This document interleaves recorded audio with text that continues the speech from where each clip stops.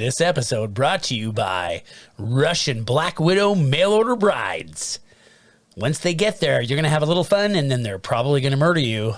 Most likely, reason being you are a piece of shit that orders mail-order brides. Hey everybody, we're watching Black Widow, and you are listening to Miscast Commentary.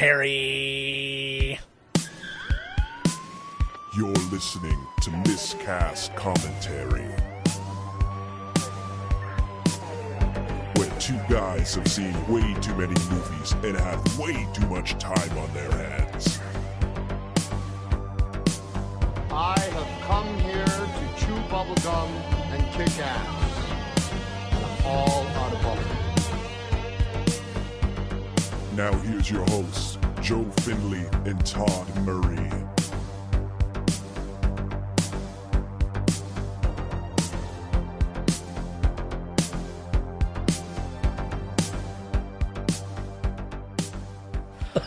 Hi everyone, and welcome to Miscast Commentary. I'm Kevin. I was in the office. And I'm Todd. And I wasn't in that office. You weren't in the office. My thing about doing a Kevin impression, and I realized it partially when I was doing in the last episode when I did a very brief Kingpin impression, is my Kevin is a little bit Kingpin, a little bit Jesse the Body Ventura. Oh, yeah. You know what? I'm going to have to watch him. I'm so bad with impressions. Like, so, oh, yeah, I'm Kevin. Yeah, see, that's what I've got there. That's not bad. That's what I've got. Hi, I'm Kevin. This wasn't good. I have nothing else to say. Nice. Fuck, I love that show. I can do the accounting. I'll do your taxes. You know, he made like more than $1 million on Cameo. whatever. He is the #1 dude on Cameo. Yeah. I think he has just, like, he must have priced himself just right. Right. So everybody was like, fucking, hey, let's get some from Kevin. I still feel really bad for him, though, in one way, because he came out with an Office Rewatch podcast, and then, like, right at the same time, Angela Kinsey and Jenna Fisher came out with an Office Rewatch podcast. Why didn't they all do it together? And their podcast is the #1 podcast, like, out right now. Yeah. Why would they add him? Well, it's because he was doing his thing and they were doing their thing. Like, it was just, they were writing a book together on it and everything. Like, so it's just like, it's two girls who are just like, it's two girls who are just like best friends. He's actually now changing his podcast, and I think it's got a lot to do with the fact that most likely that is like, okay, well, my niche has been like pushed out by. Well, I mean, they must be making good, money still. Oh yeah. That's what you royalties. Mm-hmm. That's what you want, man. You want like a show to go 6-7 seasons. Yeah. Because then you're in. You know somebody's going to pick it up. Well, but think about The Office, too, because The Office, more than any other show, I will argue, in the history of TV, has because other shows like Seinfeld, Simpsons, all these things, they're, what's it called? The Big Bang. They're on the air still everywhere and all that. So, I mean, that's not new.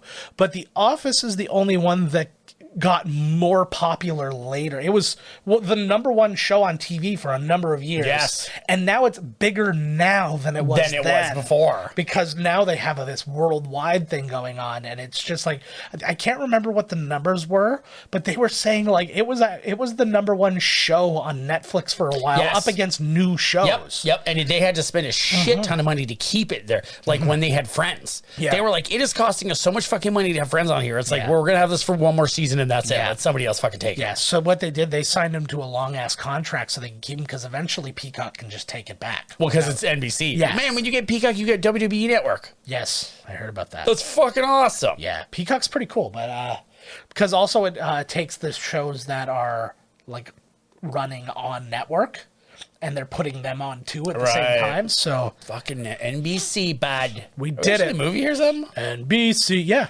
We just were. I did a half-ass Kevin impression right before and everything started. Oh my lord! But yeah, I think that we should probably watch Black Widow since we're here for the.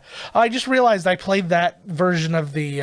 I'll fix it in post. But I played that version of the theme song, but we have the Marvel version. Is that a retro one? Yeah. Well, you didn't put our Marvel one in. Yeah, there. So I'm gonna put the Marvel one in. So none of this will matter to you. All right, so there we go. So there's only one thing for us to do now at this point, and that is to press play. Now. Boom. We did it. Dramatic music playing. My buddy in Toronto does this. Oh, nice. He showed me a couple episodes to the pages? He showed me a couple. He's been doing American Dad. Oh, nice. Like the closed captioning. Not the closed captioning. He's like not what they're saying. He walks into the room. Oh, describe video. Describe video. There you go. Very good, very good. Yes. I actually I found out one on Sunday when I took my kids to my wife and kids to watch Spider-Man: No Way Home. Carrie's coworker's friend worked on Spider-Man: No Way Home, and she was responsible for de-aging Willem Dafoe. No way. So that was her job, was de-aging Willem Dafoe. What did I know we're in the wrong movie, but what did that movie cost? That movie, I think it was the budget would just be astronomical. I think it was like 75 million or something like that. So right off the Spider-Man? Yeah, so here, let me look it up just for the budget. Yeah, I think the new Spider-Man. Yeah. It's got to be like $250 million. Oh, well, I could be way off, so let's find out. 75. That's probably what they paid for the cast. Yeah, maybe. For Christ's sakes. Oh, it was $200 million. There you go. So what's crazy is that Don't Look Up on Netflix. Yeah, what you see? Look what you fucking just did. See what happened? I just trumped.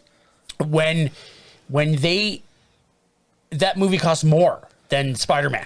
Yeah. That one was a real pay off your actors scenario. But you got to be fucking, yeah, exactly. Like, Jesus Christ, just to get a movie on Netflix that somebody's going to be like, oh, maybe we'll do it for Oscars. So this was the beginning of Marvel taking, well, not really the beginning, but this was Marvel taking a real chance on another, unestablished, blockbuster director, you know what I mean? Like, it was somebody who had directed some stuff, but nothing that would give you any indication that they were capable of, putting together a $150 million movie. Right. Who is it? Her name's Kate Shortland. She's an Australian director. Oh. She directed Somersault with Abby Cornish and Sam Worthington. And then she directed Lore, which got her a ton of awards and film festivals, kind of all over the world. She also did Berlin Syndrome, which was nominated for, Best International movie at Sundance. They're watching. So yeah, they're paying attention. They're looking for stuff. But moreover, it was Scarlett Johansson who approached her to do the movie. Now, it still had to go through the studios, and the studios approved her and stuff like that. But Scarlett Johansson saw Lore and said, "This is who you should be doing." This is who it should be. Yeah. And it was written by Jack Schaefer, and she wrote on WandaVision, and she's writing on the upcoming Agatha House of Harkness. Oh, I forgot about that. Yeah. Do you think this girl looks like Mila Jovovich? Oh, do you know why? Her name's Ever Anderson. She's the daughter of Mila Jovovich. No. Yes. No, for real? Yes, Paul W.S. Anderson and Mila Jovovich's daughter is Ever Anderson. I'm so glad that you brought that up, because that's very funny. I've seen this little girl in a lot of shit, too. That? It's a girl. No. Oh, sorry. I just didn't finish my sentence. I was going to say, is Morgan Freeman. You mean that? Yes. That girl? I don't even notice her. That thing right there, that object. And here he is. David Harbour. And Rachel Weisz, too, just nothing but love for her. She's in a lot of stuff, and more than you think about. Right. Sometimes, she feels like she's one of those super choosy actresses who just appears in a big thing, but it's she was in Chain Reaction. She was in The Mummy. Oh, the Chain. Not the Chain Reaction. She was in Constantine.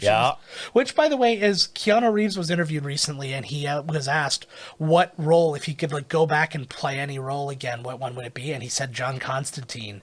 And Colbert interviewing him, and he's like, well, so you're Keanu. Certainly, you've got the clout to get it done. And he's like, no, I've tried. People were not having it, apparently. They were not having it. But who knows when, because it might have been right after. He's like, let's do it again. No, but this is now, they're expanding.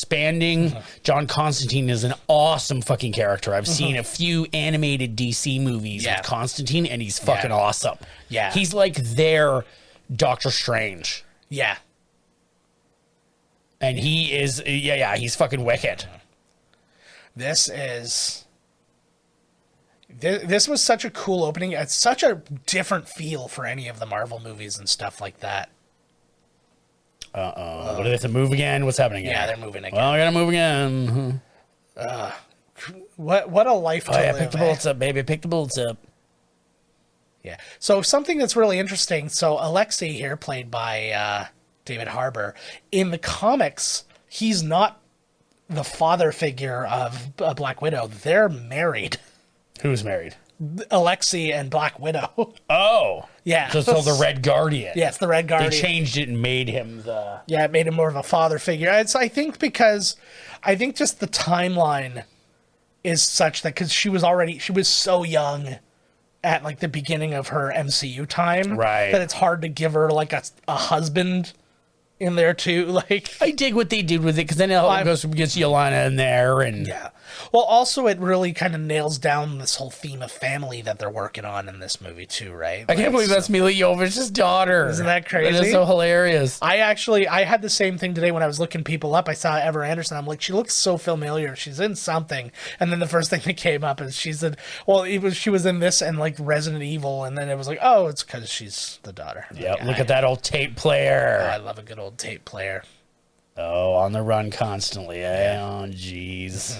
The other person who wrote the story, other than Jack Schaefer, was Ned Benson. His only real other thing was the disappearance of Eleanor Rigby. He wrote and directed that, but that's that one. If you haven't seen it, it's actually a movie that's told from like a bunch of different perspectives. So there's the disappearance of Eleanor Rigby, her, the disappearance of Eleanor Rigby, him, and the disappearance of Eleanor Rigby, them. And it's like the whole movie is like different perspectives. The whole movie is completely shot from different perspectives 3 times. That's kind of cool. Yeah, it's an interesting idea, and it's Jessica Chastain and James McAvoy in it. Ooh, so weren't they just in It too? Together? Yeah, they were. Yeah. I don't know. What a twist!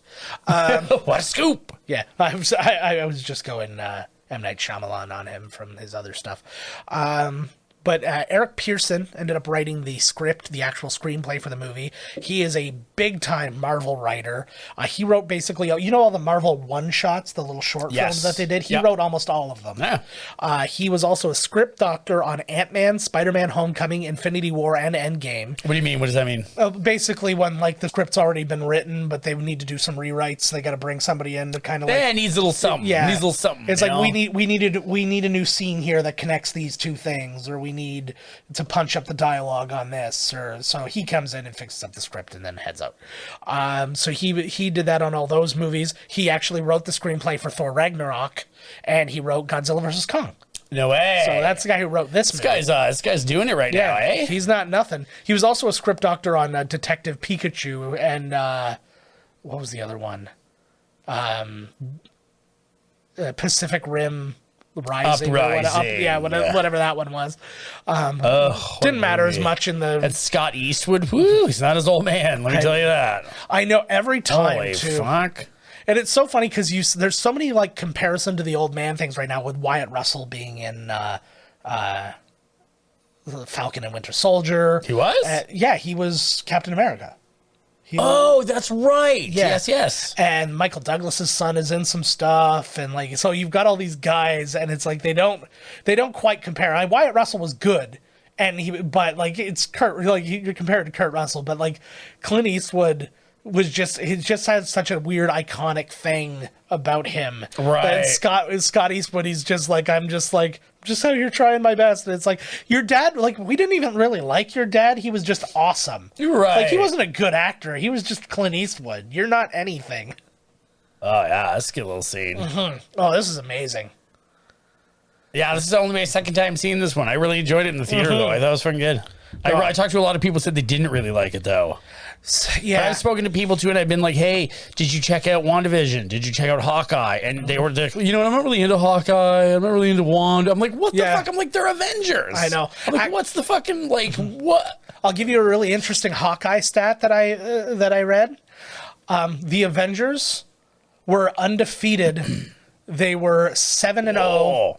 They were 7-0 in battles where Hawkeye was present fighting with the Avengers. They were 0-4 in battles where Hawkeye was not present. Oh, I did not know that little stat there. One of those battles being against Hawkeye when he was in Civil hypnotized. No, when he was hypnotized by. When he was bad in the first Civil one. War doesn't count because it was a half and half. So obviously they're going to win and lose. Okay, right, yeah. So when he was hypnotized by Loki, they won that battle against the Avengers, and so the person brought that up to Jeremy Renner in an interview, and he's like, well, that's a fun little stat. Yeah, that's cool. I didn't know that. That was really good, actually. Yeah, I like that a lot. Do they always use the same font? I don't know. I feel like that was the same font as on Endgame. Yeah, probably. I know the thing that I don't get with anybody is how, like, you know, they might not be the most interesting characters, but how could you not be interested in the human characters amongst all these superpowered beings, space people, and then you have two human beings going not toe to toe, but still hanging with them. Yeah. Well, they're in a situation that they theoretically should not be able to survive. Right. And exactly. Not only are they surviving, but they're crucial to the work that's being done.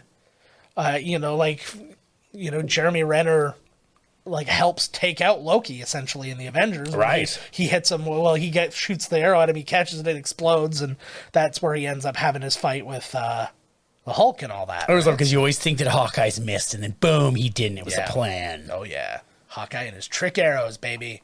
He's got the disc. Nice. Look at the glasses. You know this guy's in the mob. Oh, absolutely. Russian 80s mob. Either that or he just lives in Boca Raton. It's one of those two things for sure, though. What else have we seen the little girl in? I don't know. I didn't catch her stuff. I can look it up after though. Young little Yelena. If necessary. Maybe this is what I'm thinking of her in, and I think I've seen her in something else, but really it was just this before. So it's worth bringing up now while we've got a minute here, the controversy with the lawsuit about the between Scarlett Johansson and Disney over the royalties and the bonus and stuff like that. So essentially the lawsuit was, and the way it was presented at the time was because Disney streamed it on Disney Plus at the same time, that it affected the box office in a way that she was taking money away from her, bonus money away from her. So, okay, that's a very fair point. And like I said back then when we talked about it, they should have had some contingency in place, that would add the cost or the price that was brought in on Disney Plus, because they did charge on Disney Plus. It wasn't just it's on it and you can stream it for free. So I was like, that I felt like that could have been taken care of, but they ended up settling it. Okay, whatever. But then I find out that here's the actual stipulation. Oh, big needles freak me out. I hate it so much. The actual stipulations were she was paid $25 million for the movie with the promise of an additional $6 million if the movie made more than $900 million, which this movie, based on a few things, based on just some people being sexist and not having any interest in watching a girl superhero movie, and based on, again, some people will just be like, oh, I'm not interested in the human, whatever. This movie was never going to make $900 million. No, I know. I find it funny that would be the deal that she would make. Right? What? And I'm wondering if that's just a standard thing. But then... so then on top of that, so if you add the money together, the movie made I think it was 379 million, I said, worldwide. Still sounds good to me. It's great money, and it's a very profitable movie. It's in no way a bomb, and it made an additional 60 million on Disney Plus. So again, you do the add up, and you're barely halfway to what that number would have been. So I mean, I feel like had Disney fought it, they could have easily proven that she was not robbed of anything. But then I feel like that puts them in a really shitty scenario where they might want her back. Well, she's already producing something for them. Yeah, no, but something. Yeah, but but that's my thing is they could have ended that really messily, right? This song is so goddamn good, and this scene is so goddamn horrifying. Why did Ray Winston is so fucking good in this movie? Oh, he's so good. I don't think that he got near the credit that he deserved, or anybody for this movie. No. But this movie suffered from being released at that it was at a crucial time when the movies were nobody is... Yeah. Well, this was when they first thought of the idea to start putting things out on... because I saw some Thanks, Dad. Yeah, like, way to put me in the old crate with the other kids and send me off to fucking, like... Yeah. Oh, it's horrifying. Because this also has a real, like, human trafficking vibe to it, which really, like, it really gives me the heebie-jeebies. Exactly. And I was sitting here watching this movie. The first time I saw it, I was sitting next to my daughter, right? And it was like, Isn't it fucked up that that's, like, a real thing? Absolutely. Isn't that completely, like, beyond belief that this is a real thing that happens? Yeah, no, I mean, this is obviously the brainwashed spy version. Yeah, the sexual slave version. But like, right. It's just like this...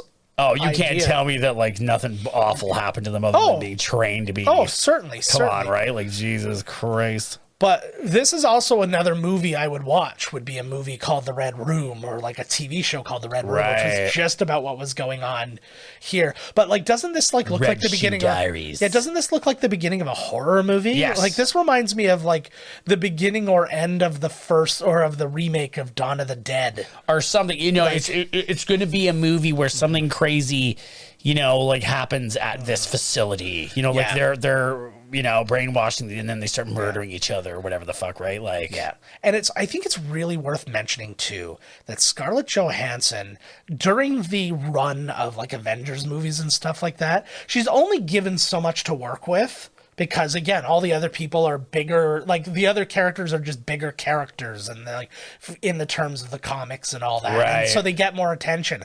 But when they gave her something to work with, she fucking knocked it out. Oh, absolutely. Yep. Absolutely. She did so beautifully in this, and just continued it on in this. I think that a lot of people's concern may have very well been, oh, like, she's barely in the other ones compared to everybody else, and is like, now all of a sudden she's going to get her own whole movie? Like, what are you going to do with that? And then you forget, she has hundreds of comics just about her. Like, exactly. Like she's one of the main characters. That's what makes it impressive, is these people are...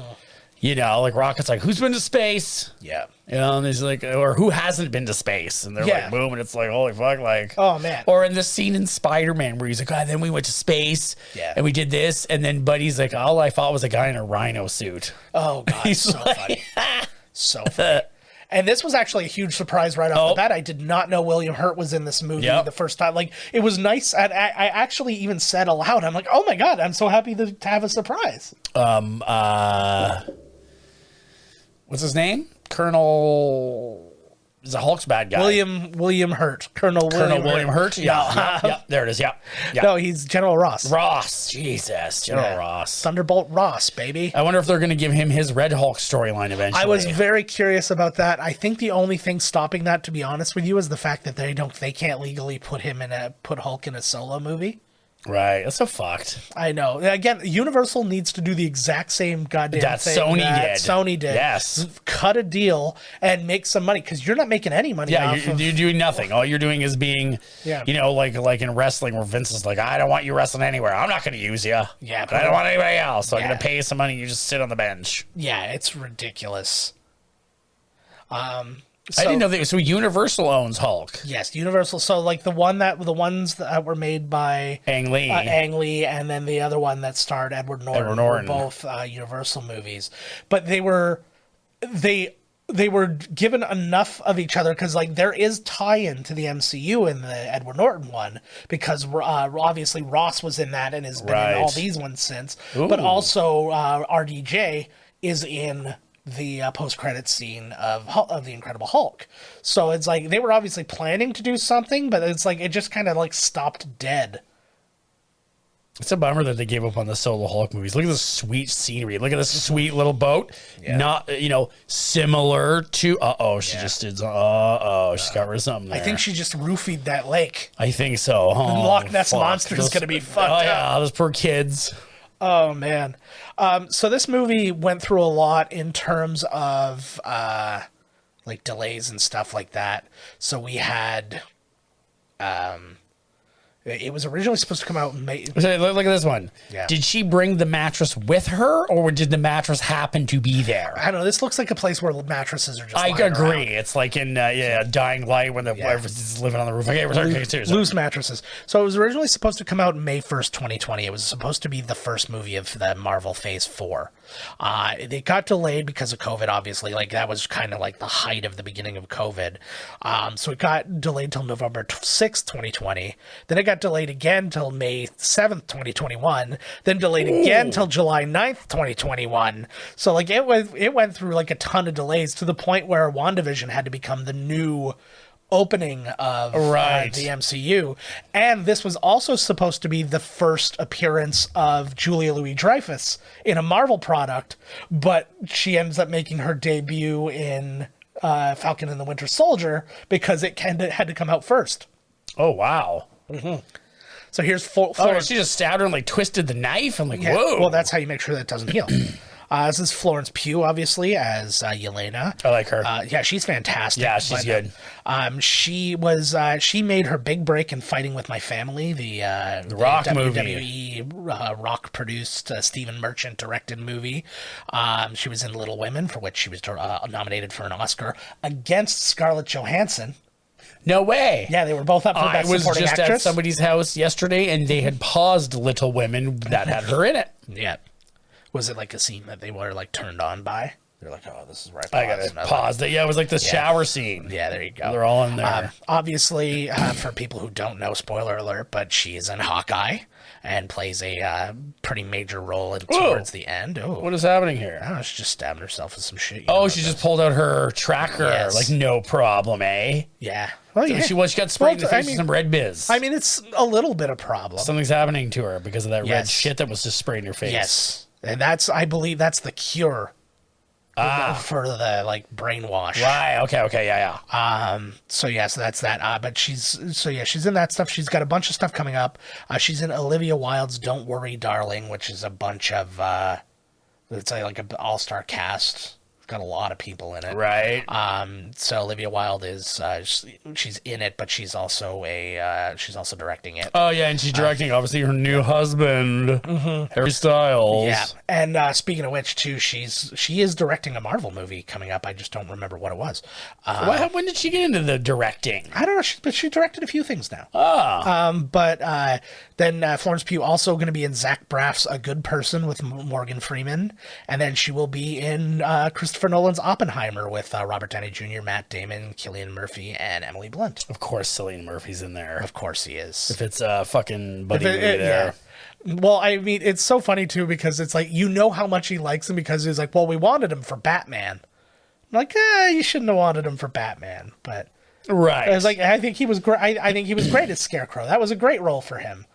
Kind of smug, kind of smart. Right. Like, I was like, you did just fine putting him in there without putting him right here. Yeah, you know what I mean? Yeah, exactly. So that was just fine. They were just catching on the news. It was just saying that she's on the run, and so is Captain America. Yes. So this timeline-wise takes place right after the, or at least this portion of it takes place right after the events of Captain America: Civil War. So that's why.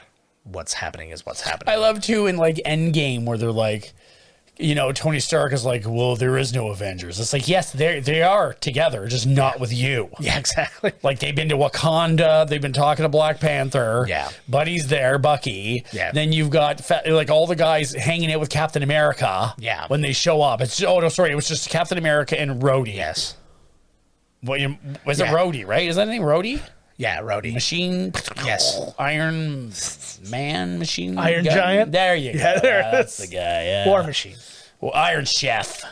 Oh my God! Why wasn't there Iron? Fuck yeah! Would that not have been hilarious if just if one scene like Tony was just like, oh, do you want something? I've got something cooking in the back, and one of the Iron Man things was just cooking. Iron He's like, Chef. this is my Iron Chef.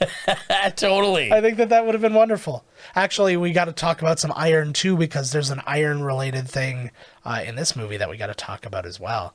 This is just an unnecessarily sexy, like, backup guy that she has. Yeah, who is this guy? I don't know, just a handsome dude who lives out in a trailer. He's renting the trailer to her. He's the guy that she goes to get all the things she needs, like the the extra passports, the whatever. Oh, I think you meant like to have her bell rung. He's like, She goes to him to get some bullets. yeah, in he's like there. her underground Q. Like Right. Shield would be her regular Q, but when she can't rely on that, she's got to come. to this Thank God when she ran away to that trailer park, the guy next door was a explosives ammunition expert who could hook her up with. Statistically, that was going to be the case, though.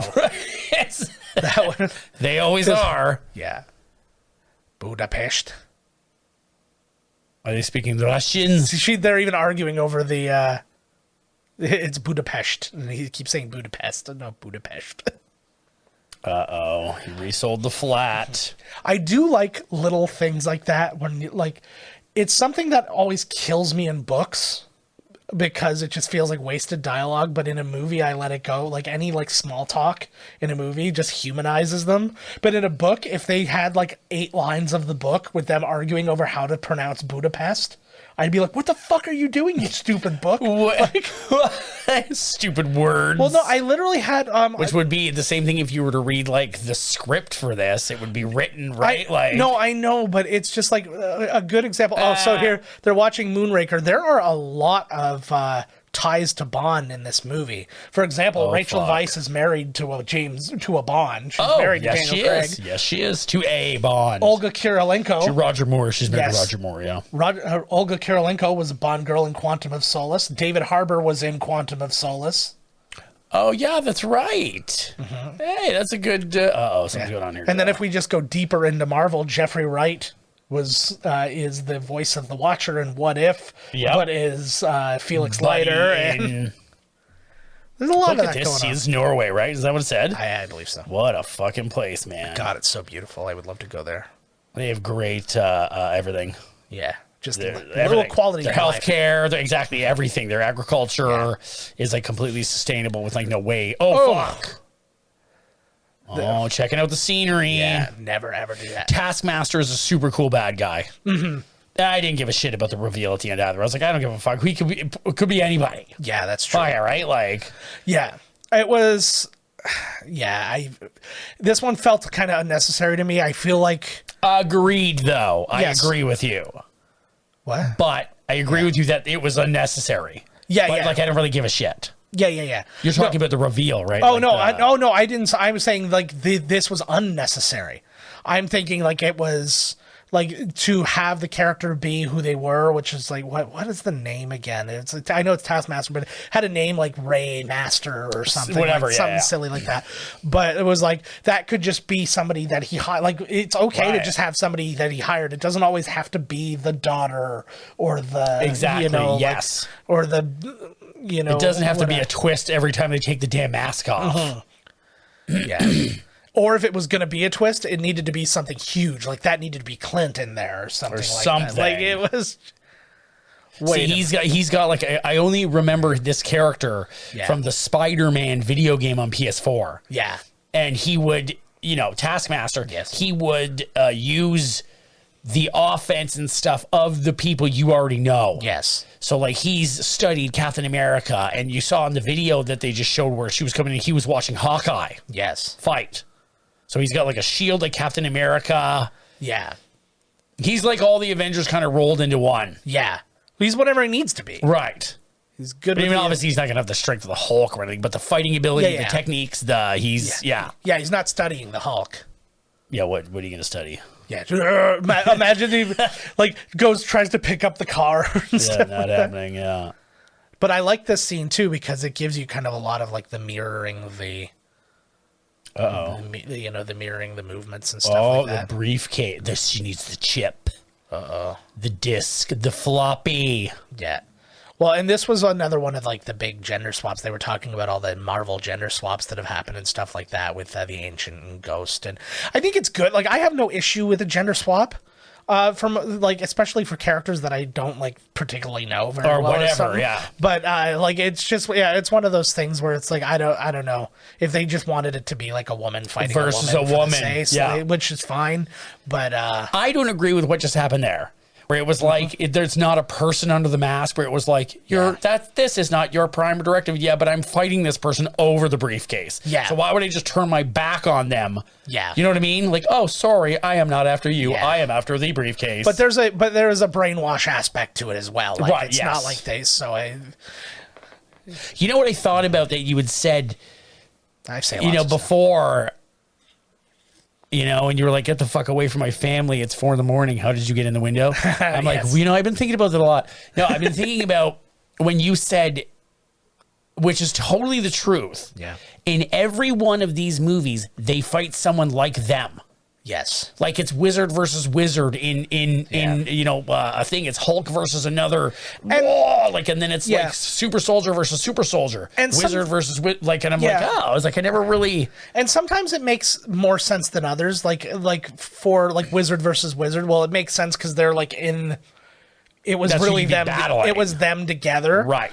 So it's like, oh, okay, yeah, it makes sense. One of them goes bad, and so that makes total sense. Oh.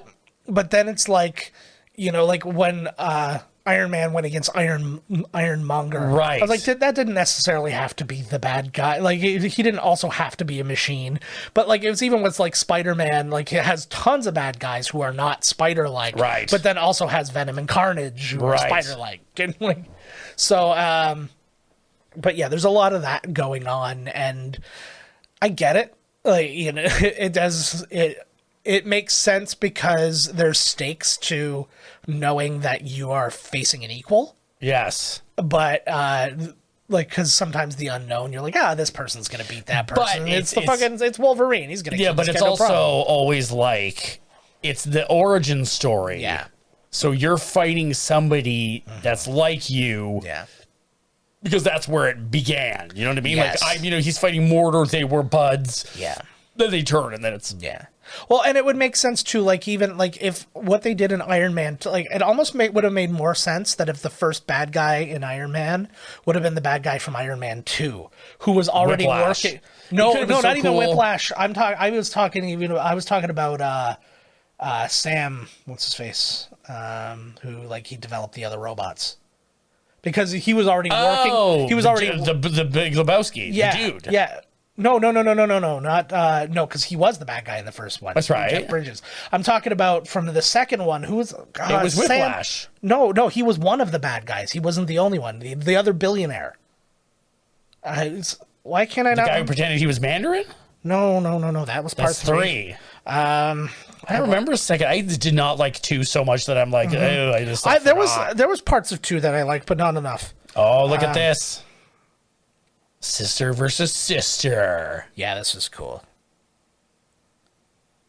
Oh, I love 2 in Hawkeye, where she's like running and Kate Bishop is following her, and they're kind of fighting. Yes. But they don't really want to because they know they're not really. Yeah. And then they get to the window and she's like, oh man. She's like, did you plan to do that? She's like, no. Yeah. She's like, you did. That was cool. She's like, oh, you did this thing where you flipped me. She's like, you flipped me on your back. She was like, that was cool. She was like, that was pretty cool. Like, I like that. It's like, stop you making hit me really hard. Yeah, like, stop making me like you.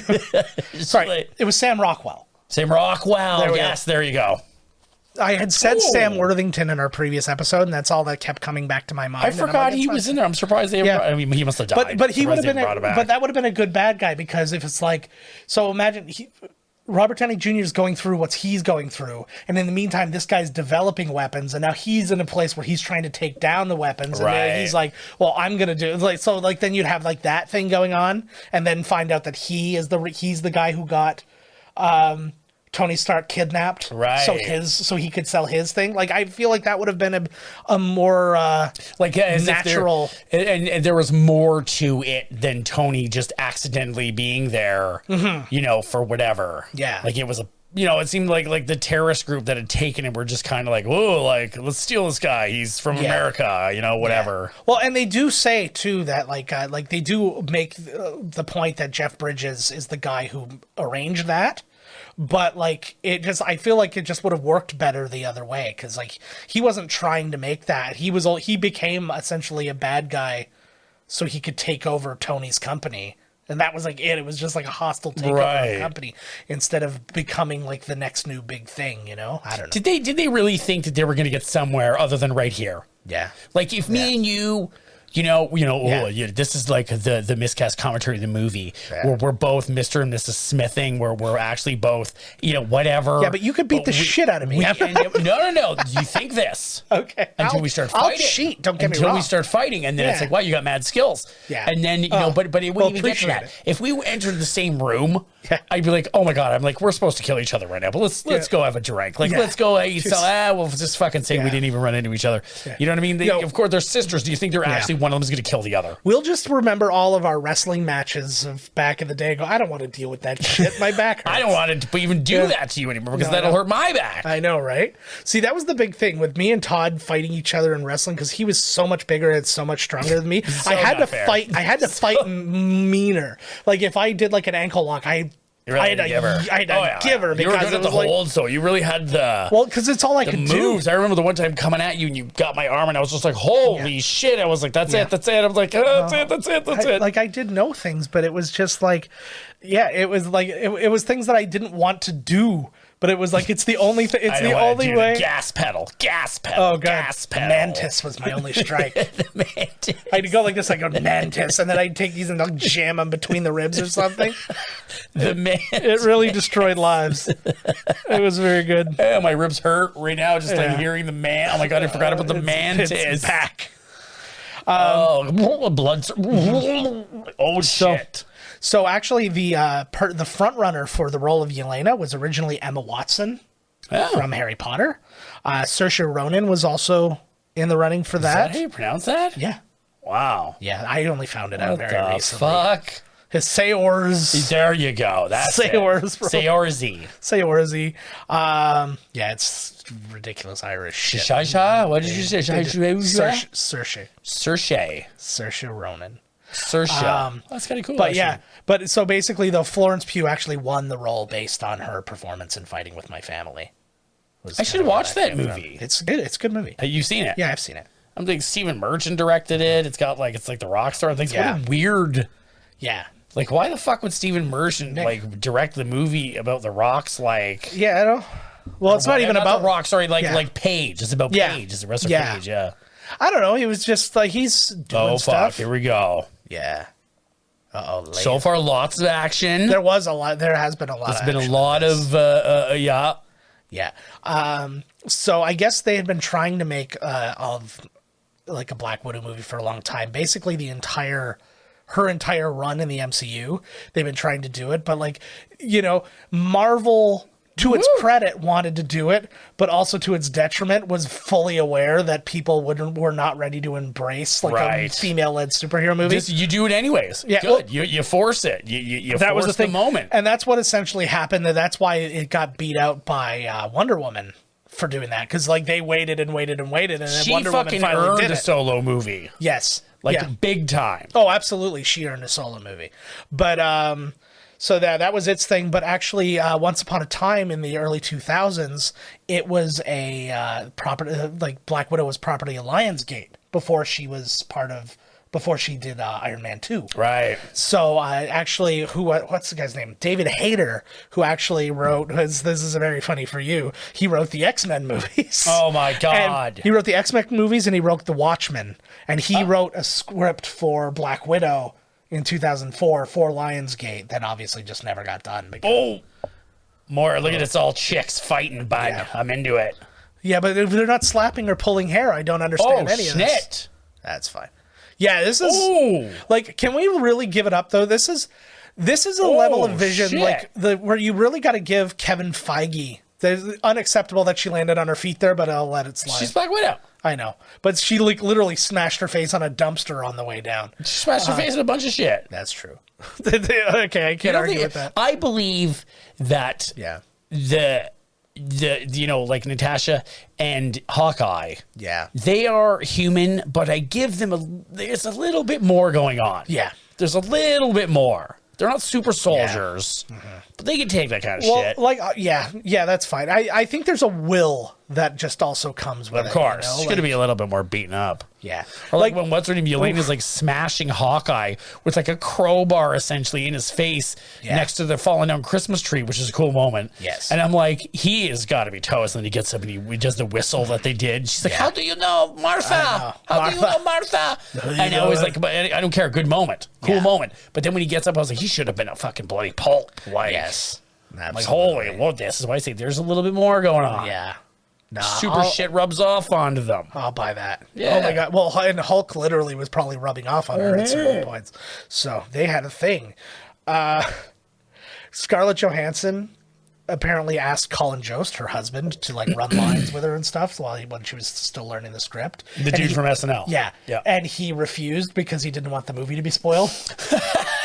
Good man. He was just like, no. He's like, I don't want to ruin anything. Sorry, babe, you're a professional. How much money did you make for this movie? You go do it then. Go learn it. Sorry, babe. Oh shit! Yikes! That's an awesome tank. Like this gave me the well. I said at the time, and we were talking about it, that this gave me real like Bond movie vibes. Yes. And see, this movie's got really good action scenes. It really does. That's my number one, man. I was like, this movie fucking And this is what I was saying before she smashed her face off a dumpster. Is this is the credit you got to give to people like Kevin Feige and the other producers surrounding these movies, because they have to have a vision, no pun intended, to see in a director their ability to do something like this when they've never even come close to doing something like this. Like I would say like the combined movies or the combined budget of all the movies that Kate Shortland did probably didn't even equal like this, like, Scarlett Johansson's salary in this movie. Right. And then like, so to go from that and say, hey, can you handle these gigantic like set piece action scenes and all this kind of stuff and like wrap your head around these huge location shoots? That's like what I was saying before. Yeah. I'm sure they work with Marvel's stunt team and stuff. For sure. But totally, like they're always watching, which is so crazy. They must have like a talent scout that's like, hey, this guy from way the fuck over made 2 independent movies. I really think he'd be good to do this. And you're like, how the fuck do you even know? Like, exactly. And to their credit, too, something else. And this is why I think I have a little conspiracy theory about the whole lawsuit thing. I have a feeling that it was like kind of like insurance based on the fact that like she just wasn't able to make any more movies because everything was shut down, and that's why these lawsuits were happening at this point, because like there was nothing like their relationship and like their collaborative nature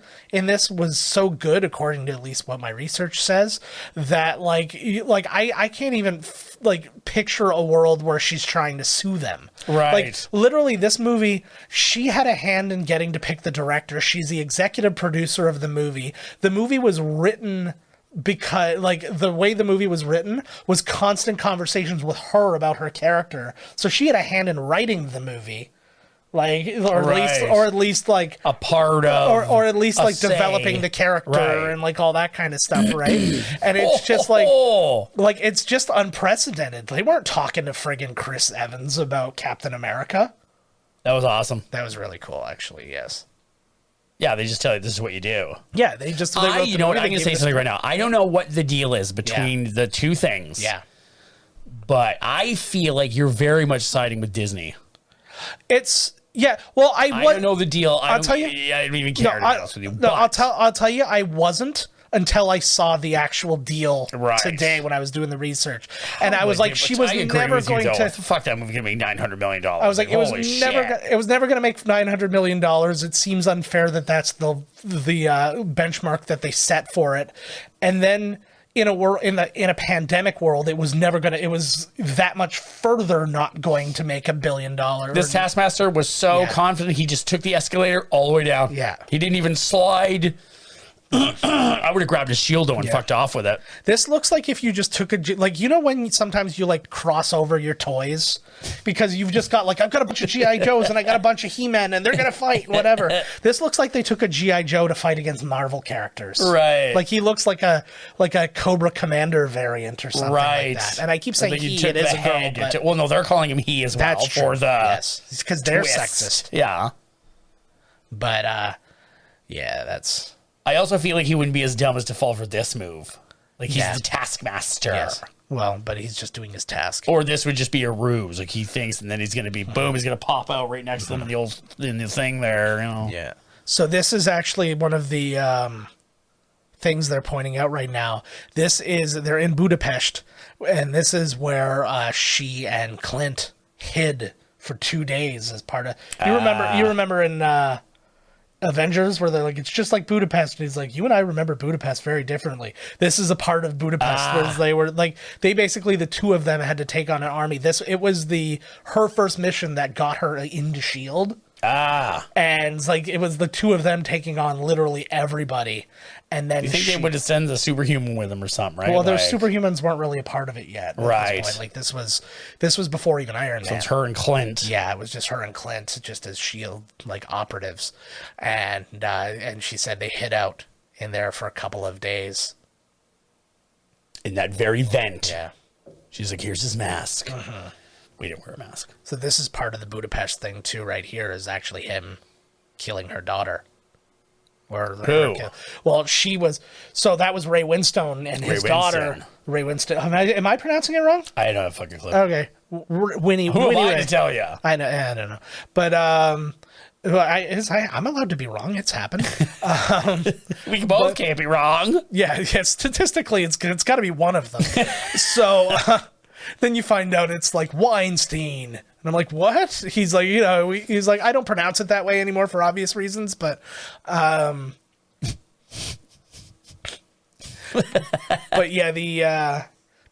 anyways, part of her mission in Budapest was to assassinate Ray Winstone, and he and his daughter was there. So like, that was a part of her, like, read in her ledger as she killed like a little girl because she had to make a call. Sometimes you got to make the call, bud. I do like that. I doubt the god from space has to take an ibuprofen after a fight. Yeah, exactly. But it's worth noting, right? Like, and I think Hawkeye did that really well after he had that big fight and he had like the bags of peas all over him and shit like that. He's just like, thank God. He's like, finally I can sit down and like rest my friggin' wounds. Yeah. Meanwhile, that's me after just like driving home from work. I'm just like, oh God, that was rough on the old bod. And it took how many years for Hawkeye to wear the suit? I know, eh? I was like, yeah, he did look good in that suit. I was like, fucking A. But he did look very good in the suit, but I also liked his arguments. He's like, my job's kind of to be low pro. Play, this was great. This was written into the movie because she was making fun of Scarlett Johansson, like, behind the scenes about her landings and stuff like that. She just happened to be like teasing her. So then the writer wrote in the scene. She's a legit funny person though. If you see any like Florence Pugh stuff like on TikTok or anywhere else, she's just legitimately a very funny person. Where is she? Is she from the States? No, she's British. That's why she can do the accent so well. Yeah. You don't believe any American doing an American accent, but you definitely believe. Yep. I would believe a British person doing an American accent more than an American person doing their own silly accent. Yes, or a Russian accent or anything else. I don't know. I think that's like maybe what's happening, because you know how we always kind of like get on, like, you do a movie about Rome and everybody's got a British accent and all that. Yeah. Maybe that's why it's like we're every voice. We're the chicken of accents. we taste like everything. The chicken, like that. Just the bland white meat of accents. Yep. She just wasted a lot of good booze in that wound right there, bud. Australians would then be the pork, because it's also a white meat and also deals with a lot of accents. Good, they can be the pork. I fucking hate pork. Yeah. But, well, bacon, I mean, come on. Yeah. Bacon's something else, though. I know. Bacon is like if a pig went to the stars and then returned. I know. Like, oh, you poor tasty bastard. My daughter kept saying, and she was not being serious on me, like she's not like scared of the eating the animals thing, but she saw at the Costco, the big like restaurant Costco, they had a full pig there, and she's like, we have to save it. Oh, and I'm like, honey, being saved I'm now. like, I think it's too late now. And then I bought the big thing of bacon, and she's like, we have to save him. I'm like, honey, he's sliced into 100 pieces. And she was like, but we have to. And then she was sitting there and she's like, I made bacon like the next day and she was eating it going, I'm so sorry. But like Homer not, when he was eating, what's his name? Yeah, but not actually But she's sad. She was joking, just, yeah. but it was like, it made me so proud It of her does kind sense of of make me humor. sad, actually, though. They're so sentient. They're so smart. And I'm just I like, know. oh my God, you poor thing. Well, if they were really smart, they would have avoided it somehow. they would have you told would you. have grown a thumb. Yeah. They would have told you that curing bacon or curing goat meat would have worked just as well. Have you ever had goat? Yeah, I've had goat. How is it? That's whatever. Chicken? No, not It was quite in like chicken. curry. It's like goat It has curry that- or jerk goat. It has that, like, for just lack of a better term, it's that, like, gaminess Right. of anything Yeah. that's not normal. Right. Anything that you're not used to. It's totally true. The gaminess of Yeah. anything that you don't know. Yeah. I've got venison in my freezer right now, actually, too. Did you finish all that big old cow you guys bought? You still No, got it? not yet. I got a bunch of roasts left. That is fucking awesome. But what a sweet gig. You just go yeah. right to the thing. Yeah, You it's get it pretty cheaper if you take an axe to it yourself. oh, if only. Oh, die! I birth the cow, I pull him out, I raise him like Billy Crystal in City Slickers, and then I anally electrocute him. While looking into his eyes. Yeah. But I save $11. Happy birthday. Yeah. Which is funny because that's how I celebrated my 40th birthday, was having an electric probe shoved up my ass. Felt good, though. Made me feel things I haven't felt since I was 30. These poor widows, what a life they're forced into. I know. It's, well, like, when she explains it, that's something, that's like one of the highlights of Age of Ultron, actually, is her kind of explaining, like, the horrors that she had to go through, and then kind of getting to see a little bit of it when Scarlet Witch does her brain thing to her and stuff like that. And I was like, man, like, that's a story. And I was like, they should make a movie out of that. And then eventually they did. They listen to you. I like these big European beers. I was just gonna say, fucking around. I was like, their combination wine bottle and stubby. That's what I'm fucking talking about. Yeah. Red room. I want to go to all there. them. I'm a pirate. Oh no, I'm a surfer. Yeah. Man, I just want to go to these places so bad. It's so expensive. Oh, I know. Traveling is so fucking like, I'm going to go somewhere and just break the bank. Like, it's done. Well, that's my favorite thing. Like, when you see people who travel to Europe and they're like, I'm going to travel around Europe. It's like getting there is expensive. And then getting around while you're there is cheap as dirt. And you're thinking, oh, okay, you're probably just taking the train around. They're like, no, trains are expensive as hell. Just fly. And it's like, really? And they're like, yeah, it's like $40 to fly from like France to Germany. Yeah, my one like, buddy got there and spent like a month. Yeah. He did like a whole thing where he spent like a month alone. He said some of the nights, man, he slept on like a bench. Yeah. Because he didn't care. Yeah. I was like, well, that sounds freaky, but he said he made it work and he had a great time. Hostel takes place in that continent, so I'm not doing that. Hostel and Taken both take place there. I was maybe the worst person in the world because a girl that I work with who's in her early 20s was going on a trip around Europe by herself. And the first thing I said to her is like, you need to watch Hostel and Taken before you go anywhere. And then she didn't even know what those were. And then I explained to her that best case scenario, she was going to be murdered. Worst case scenario, she was going to be sold as a sex slave. Oh, like she couldn't have been Liam Neeson. She couldn't have been the one that... She does not have a certain set of skills. No, she does. I have been... Not that set of skills. I have been putting it off for far too long, which is the watching of the Ice Road. Oh, Jesus starring Christ. Liam Neeson. Yeah. It's like, oh my God, I just saw like one scene, when you flick through and you're like, hey, let me see what this is. And you put the cursor and then it kind of gives you like I was like, oh my God. I was like, this is a must watch. It was like the first one was like the ice is like, whoop, whoop, whoop, and they're like, we gotta go faster. And then it, like later on in the movie, there's like an ice gang that's like, you're never getting this to the other side with if I have anything to say about it. I'm like, this movie looks fucking amazing. Ice boys, and then the other gang was the fire boys who melt the ice. And you know that this movie was made because those fucking Ice Road Trucker the shows are so popular. Yeah. Which I still don't understand why every show is exactly the same fucking thing. This job is really dangerous. Watch them do it. Yes, and it's like, oh my God. And then they're about to die. No, they didn't die. Yeah. Oh, they're about to die. Just before the commercial break, you'll see them in the truck being like, oh my God.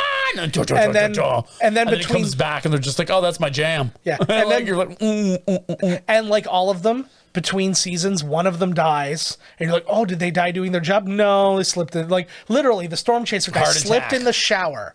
One of them died of cancer. Like, one of the crab fishermen died of cancer, or whatever they're fishing for in the Deadliest Catch. And then the guy from Ice Road Truckers died in a plane crash. Like, they never died doing their super dangerous job.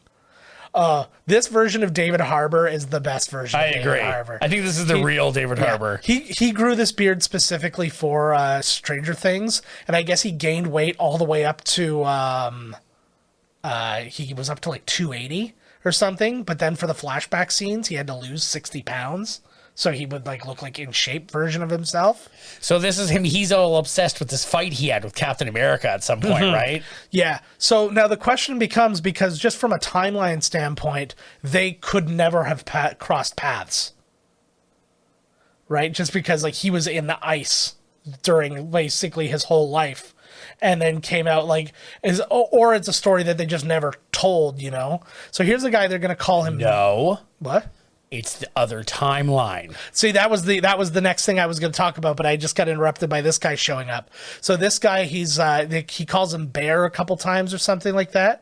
It would be Ursa Major, who's another Russian superhero or supervillain, who's a guy who can turn into a bear. What's Red Guardian? I never looked him up because he's very strong. He's kind of like the Russian Captain America. Yes, he's a super soldier who is like from Russia. Oh my God! Yeah, but he's basically in every way the opposite of Captain America. Like, he wants war. He wants to punt. Like he's not gonna he's not gonna like just fight. You know, when he has to, he's gonna like just kick everybody's ass and like, doing all that kind of stuff. But yeah, so basically, in the timeline that we know, it just doesn't line up that he could have met him. So then people are now theorizing, just like Todd said, that it's the timeline when he went back with Peggy, and that they could have maybe crossed paths. Maybe he's just telling stories out of school. Yeah, and it's also very likely that he just because he was the other version of Captain America, that it would be in his best interest to like propagandize himself to be the superior. So since that plane scene or whatever afterwards, actually, he's been in prison the whole fucking time. Yes. So he didn't actually sell them into the thing. Yeah. Well, no, he didn't really have a choice. Exactly. There's people above him, and they put the girls there, and they put him to prison. He was essentially just following orders, and they took him, and there was nothing. Like, he was just he didn't stop. May the Schwartz be with you. God, that's funny. So somebody at some point in this calls him the Crimson Dynamo, who was another Russian supervillain in the Marvel universe, who is actually Whiplash's father from Daredevil. Because that's what. Oh, not Whiplash. Not Daredevil. Iron Man. Yes, but so like the Venko that you get from in Iron Man 2 is the son of the other one, and the other one was the Crimson Dynamo. Oh. So that was just because the Crimson Dynamo was a bad guy of Iron Man. And instead of doing that, I think because they were trying to avoid the really silly named character. Like, they didn't want him to fight the Crimson Dynamo. So Whiplash is a name you can give something, and that sounds reasonable. This guy could have escaped whenever he wanted to, essentially. Yeah, pretty much. Yeah. Well, I think that really just like the getting all the way out of the building part was the hard part for him. Like, getting away from everything was pretty easy for him. Just kick the goddamn door right off the hinges there. Yeah, but he's not bulletproof. So by the time he gets to the wall and he tries to like get through there, he'd be doing like a lot of this. But Natasha's taking care of him. Yeah, she's got it. I love the idea of doing a movie and getting just like covered in those temporary tattoos, because obviously these are not David Harbour tattoos. These are Alexei tattoos. That's right. And so, like, how cool would that be? I wonder how long they last. That was my next morning. question. You got to get up and get them redone. I probably only maybe not this scene, right? Because you don't see them. No, just across the chest. So. I would demand it. Yes. Every morning, I'd be like, "This guy has these tattoos. I gotta have them. Oh, look at him go!" Yeah.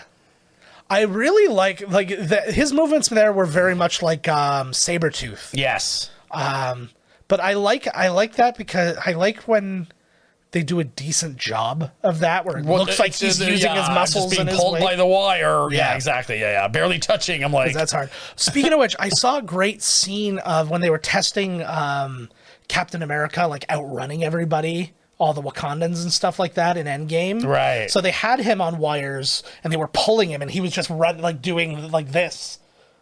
And he was like just this far off the ground. right. And it was like such an easy thing to do, but it was very silly to watch. I do remember that because Black Panther was like just behind him. Yeah. So I love. Oh yeah. See, we got another action scene. Yeah, I love experiencing when you really get to see like people with their full potential and their power, because they hold back a lot of people, because when you realize how powerful they are, when you think about Hulk, when you think about Spider-Man or anything like that, you're like, well, how do they have an issue against anybody? The movies have downplayed the Hulk's strength Yes. and upplayed Thor's.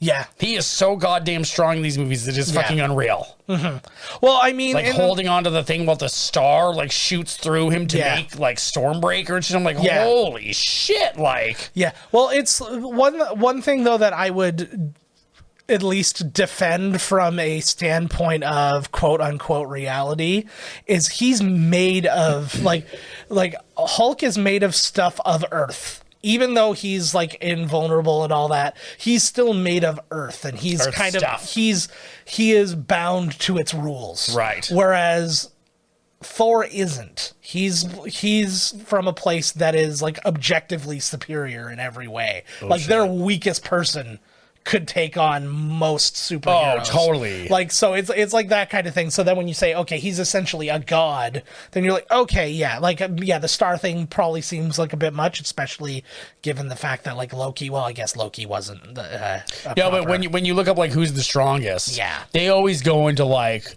the Living Tribunal and Yes. Molecule Man. They all say Yes. Molecule Man's number. They never show him. He's way too powerful. Yeah. You can never use him because Yeah. he literally controls the fucking molecules Yes. of the universe, of everything. Yeah, see those So it's ones. like Molecule Man, but when it goes into the real whatever, it's always Thor. Yeah. Is always in the contingency, like Yeah. is in the conversation of number one. Yeah, But I always fucking disagree with that because Yeah. Hulk always goes toe to toe with him. yeah, And like I said, I feel especially what pissed me off was in goddamn Ragnarok yeah, when they have to zap Hulk yeah, because Thor's right coming at him. Yeah. And I was like, come on, man. I was like, he's been on this planet for so long. He'd be so angry, man. He would fucking have way more of a chance. yeah. Well, they definitely didn't play up that part of the Hulk, like the kind of the planet Hulk of it all. Yeah, but we did. Isn't it? Don't only mention that he gets stronger the angrier he gets. Well, I don't know if they don't really. No, they don't actually. Now They that I did- think about this, They did in the original Hulk because he gets bigger and bigger. yes, But in this one, he's kind of like this base level. But the thing is, he's like he's not the unstoppable force. He's the immovable object. Where it's like you can Right. beat on him all you want and nothing happens. So it's like it's not fair to say, oh, Thor can beat Hulk in a fight. He could beat on him for a really long time, Right. but it's not going to really matter. It's like my same thing when I said the way to get rid of the Hulk is to throw him into the sun. It's not to kill him. It's not going to kill him. It's going to burn him forever. yeah. But he just can't physically jump off of the sun because there's nothing to jump off of. The gravity would just hold him there, and there'd be nothing for him to do. That's how you defeat him. Or put him in the mirror dimension where he can smash everything all he wants. That'd be great. But like that's the thing too, and that's another thing when you're talking about like, oh, who's more powerful, who's less powerful, whatever. It's like everybody has like a little key. Like, like there's things that Doctor Strange can do that just kind Right. of take care of it. There's things that, well, like obviously Wanda can do pretty much whatever the fuck she wants. She could just make That's one of the Hulk characters not that be. I'm okay with her slowly gaining Yeah. her powers because then they get so powerful. It's Yeah. like, who the hell? Yeah. Like for their next bad guy, the next bad guy is going to have to be somebody super ridiculous because you got Captain Marvel, you've got, Yeah. Did I tell you about my theory about Wanda? no. Okay. Maybe. So this is my new theory, is that in Multiverse of Madness, you are going to discover that this is not, like, the Mind Stone is not what set her free. It just, it did something else, which we'll get to in a second. You're going to find out that she's always had her powers because she is a mutant. Yeah. And the reason that you don't know mutants is because she already wiped out the mutants, but not killed them, wiped them from reality. Yeah, that happened in House of M. Yes. So what I'm going to think happens is, as a little girl, because she either finds out that her father's Magneto and is evil and whatever, she destroys the concept of mutants. Right. So they're all gone. Yep. And in that destroys the old concept of herself, meaning she no longer has her powers. And then it's the Mind Stone that unleashes that again. And then at some point during Multiverse of Madness, she has to undo what she's done, because we've already seen. And her then when change she reality. undoes it, there's mutants. And when she undoes it, the mutants already exist. You don't have to establish them. I have a feeling that is very, very close to what is going to happen. Yeah, that is my theory, because it makes the most sense, because it would then reestablish. And then her what as were a they mutant. doing the whole time? What's that? It's Like the mutants were doing what they were doing, fighting other mutants and everything, but nobody ever knew? No, it would essentially be like they were like they were snapped. Like they blipped. They were just wiped out. Or they could, it could be a million things. It could be I'd move them to the moon, or it could be any silly thing like that where they don't exist here, and that's it. Or they wiped them out to the point where they all existed, but they didn't know they were mutants. Right. And now all of a sudden they're all boom, and it's like Oh, all it their just pisses memories me are off back. that they're going to have to start it like that. Well, oh my God. well, Can't we have the backstory and the... Well, but the problem is you can't now, because we've gone through 20 years of this world with no mutants. So that would basically mean you'd have to start them all, and they'd all have to be new. I know, that's what I'm saying. Or they're yeah. from another dimension, Yes. like Venom. Yes, that's also... And then they could come over, and then you could still have... It's gonna, here's the thing, what I've said before. Yeah. It's like, you can't, the comics have happened. Yeah. The cartoon happened. Yeah. As much as I want the X-Men movie Yeah. to be just a carbon copy of the cartoon, only Yeah. more. Yeah. That still exists. So Yes. if they have to do something new, which they should, Yeah. why go tread old ground? Yeah. Like, even if what comes out now, you don't like it, you could still go back and experience the other one. Yeah, no, for sure. For sure. Yeah, it's just that kind of thing. It's like they need a way to establish them into this reality, but you need a way to establish them into this reality where there's been people who have been mutants for a long time, and there are new mutants, and there are all that, and it's like to me that was the only kind of reasonable way to do it, because then also, even if you bring them from another dimension, then you kind of have this whole fish out of water kind of thing you then have to deal with. Whereas if it's just, I erased them from reality when I was a little girl, and for whatever reason that would be, and then you come back, everybody, they all know their place already, and it's exactly like being blipped, it's like, I know what I'm supposed to do, which that was an awesome scene too in Hawkeye, by the way, when she blips, when she disappears and comes back. Oh, in the bathroom. And it's a new house. In the bathroom, well, yes, not a that new was house, super but fucking cool, yep. Yeah. And she walks away. It's the same girl, because she was in the organization as well. She was a Black Widow. Yes. And then 15, she said, we have a daughter. I'm like, I work at Wendy's now. I don't kill. Yeah. That's one thing I really like that they actually handled in Falcon and the Winter Soldier too, is just that whole idea of everybody coming back, and then they're like, we're deporting all these people because now we don't have room for you anymore, because they brought everybody together because of the snap. And then it's like, oh, okay, well, now you're living in a house of somebody who already, who exists again, so you have to leave and stuff. And I'm like, that's an interesting political thing to have to play. Well, it's cool, too, because, when she came out of the bathroom, they had known. Like, she comes walking out of the bathroom, and they're like, oh, fuck, right? Like, we watched you disappear 5 years ago, and now there you are. Well, we didn't watch you, but we went to the bathroom. Like, are you still in there? That would have been really funny. Fucking leaves. That would have been really funny. It comes out and she looks up, and then her daughter's like, ooh, I have to go use the bathroom. She's like, don't go in there. She's been in there for years. He looks like such an old man. Because he's supposed to be like their father figure. He's only, I think, 9 years older than Scarlett Johansson. Scarlett Johansson is 11 years older than Florence Pugh. Right. So I mean, the age difference between David Harbour and ScarJo is smaller than the difference between ScarJo and Florence Pugh. Yes, are we there yet? It's like you're like 5 feet from the helicopter. Yeah, but What do you think? Yeah, but we don't know how close they crashed. That is true. Right. So Rachel Weisz, we were talking about her earlier too. So here's the I was surprised to see her in this movie, actually. Yeah, it was a good role for her. oh. Gotta just find her again. I know most of these things and all that, but anyway. So like I said, she was in Chain Reaction, Constant Gardener, The Mummy, Beautiful Creatures, Enemy at the Gates, Mummy Returns, About a Boy, Constantine, Fred Claus, which I forgot about. That blew my mind. The Lovely Bones, Born Legacy, Oz Great and Powerful. She's coming up in a show called Dead Ringers, where she plays her own twin. And then I wonder if that's based off the movie. I don't know, probably. With Sam Neill, Nicole Kidman. Yeah, I don't know. And Billy Zane. Billy Zane. No, was that Dead Ringers or Dead Calm? Oh, fuck, I fucked up. I think that was Dead Calm. I think I forget. No, I think you're right. I think I fucked up. And then she's in a movie called Love Child with Colin Farrell coming I think out. Dead Ringers was Irons. Oh, okay. Jeremy Irons. I was going to say, the Dead Ringers, it sounds like it was like a Jamie Kennedy joint. Oh, that's funny. I hear Dead Ringers and I think like Cronenberg. Yeah. Or, I can see that like, too. yeah. I can see that. I can see Devon Sawa starring in it. Oh, he was just in something. Devon Sawa? Yes. Oh, nice. Good for him.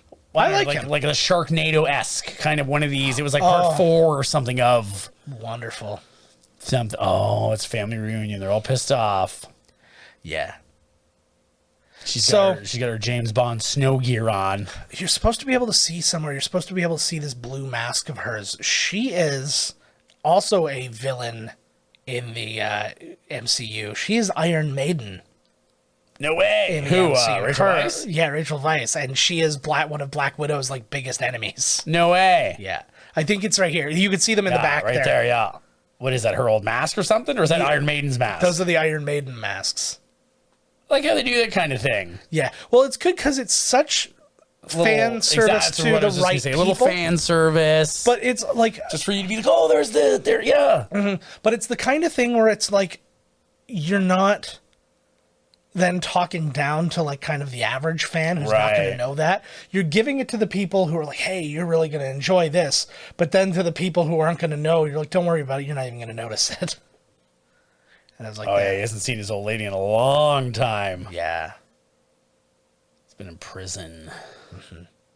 She's got the weirdest eyebrows. Well, not the weirdest. Rachel Weisz? Yeah. Salma Hayek has the weirdest eyebrows, but I don't notice her eyebrows. Yeah, that's all I can think about. Oh, he's trying to put his old suit on. So much. Oh God, this must be because he gained weight. Like, because even if you gain weight for a role, you probably feel very self-conscious and stuff like that. So then, to do a scene where you're having to squish your weird body into like a Batista's actually been on record recently and said that he's starting to get very self-conscious of his body as he gets older, and he doesn't want to take his shirt off anymore. Yeah, I was like, I don't know how that's going to work for Drax. They should be like fine. They go to the mall. Like, he's been in there for 3 hours. Yeah. The only thing that would have been better is he like goes to flex and the whole thing just goes like whoosh. I never watched it once, she says.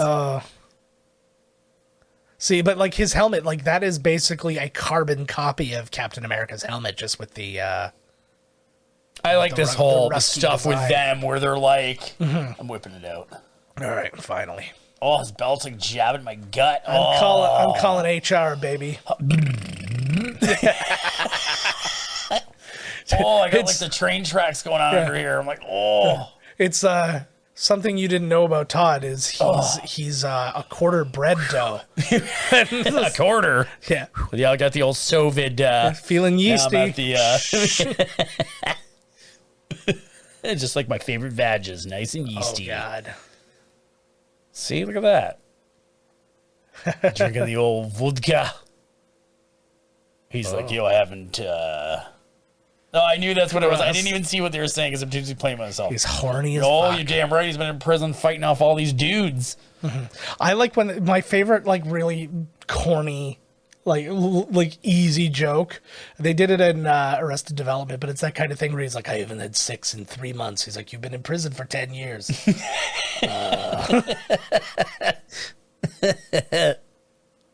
The location of the Red Room. This sounds like one of the after-hours clubs in like Toronto. Yeah, I feel like the Red Room is definitely a place where swingers go. Oh yeah, that's beyond the green door. That's even after the green door. There's the red door. Yeah, that's the That's for VIP swingers. Oh yeah. You think you're about to have sex with Ryan Reynolds and Blake Lively, and then they go into the VIP room. And you're like, Oh fuck, that's an extra $20. I guess I'm fucking Rosie O'Donnell again. She can't. Bow, bow, with those things she was always shooting around. The koosh balls. Yeah, she was always kooshing. They're back. Of course, everything goes around and around. Yeah, from nostalgia, baby. I was talking to a friend of mine, and we were just talking about nostalgia. I was just like, nostalgia's the thing. If I won a bunch of money, I would open up a retro theater with a big retro arcade inside. Oh, I was like, I bet you anything that thing would just be like pouring money in.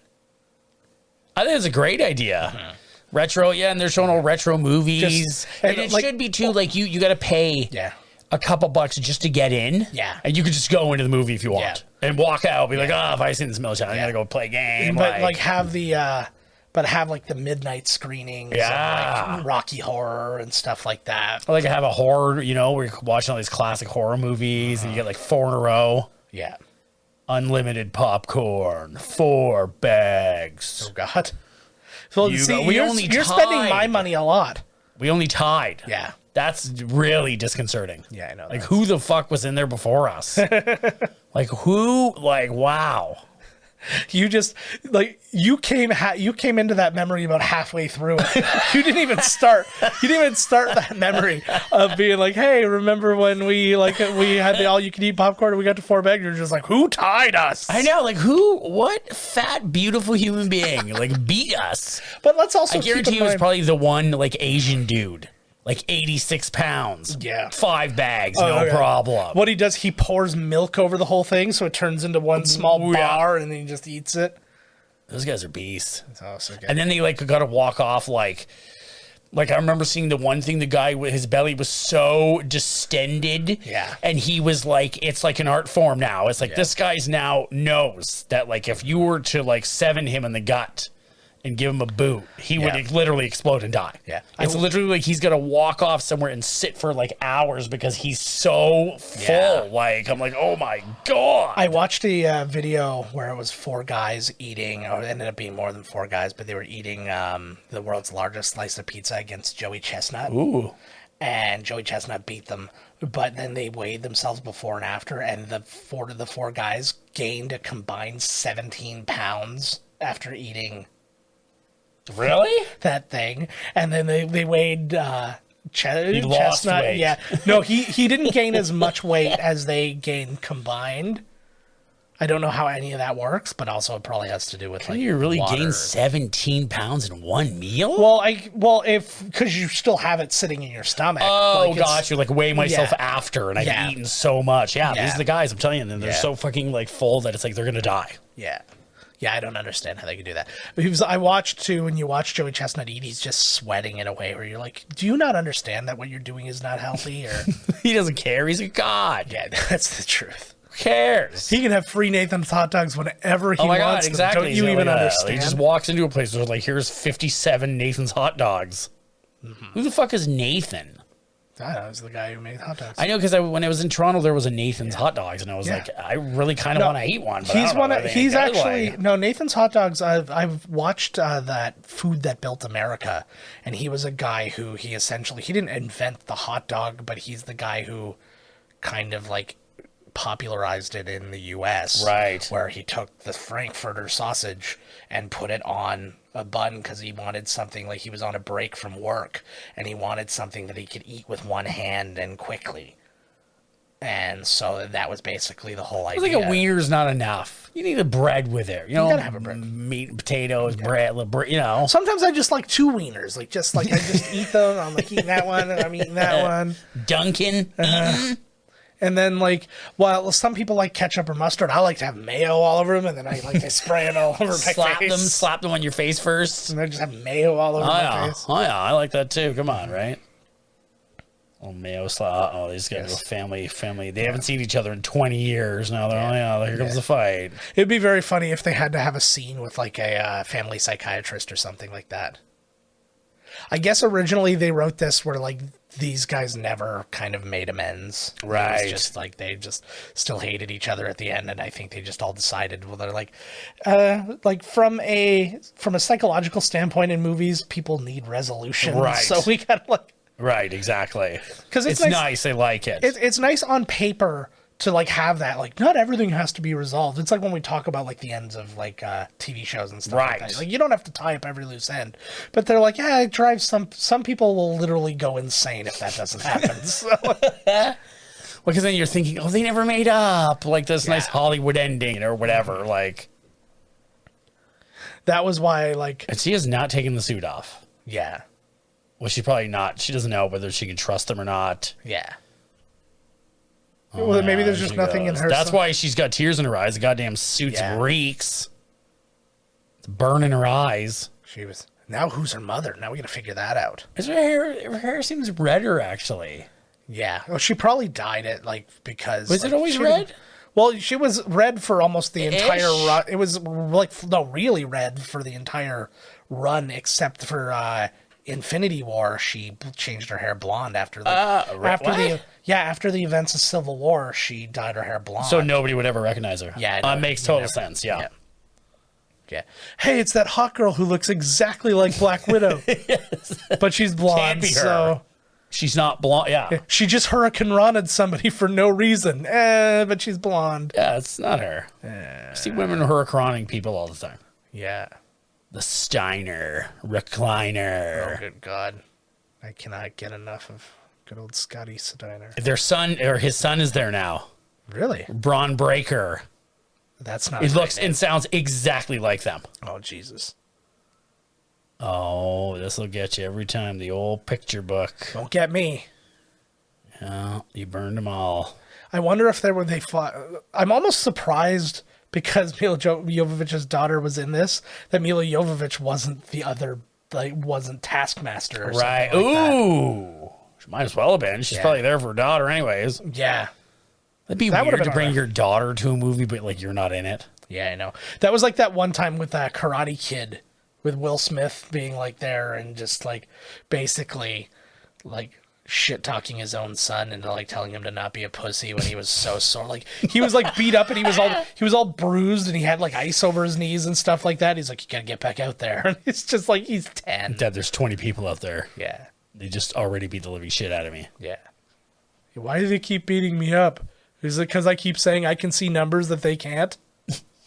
That might have something to do with it, but don't back down. And see, they're finding out now that they did love them. They were trapped in the system as well.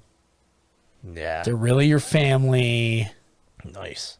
No, I wonder what happened when they found out that she died. Nobody died. Don't worry about it. And what a fucking cool. But I guess they like I said, what if it was Hawkeye and Thor that went? Would Thor have had to die? Well, no, because Can he even? Well, no, but that actually is kind of like the paradox, the problem there, because Hawkeye and Thor don't love each other.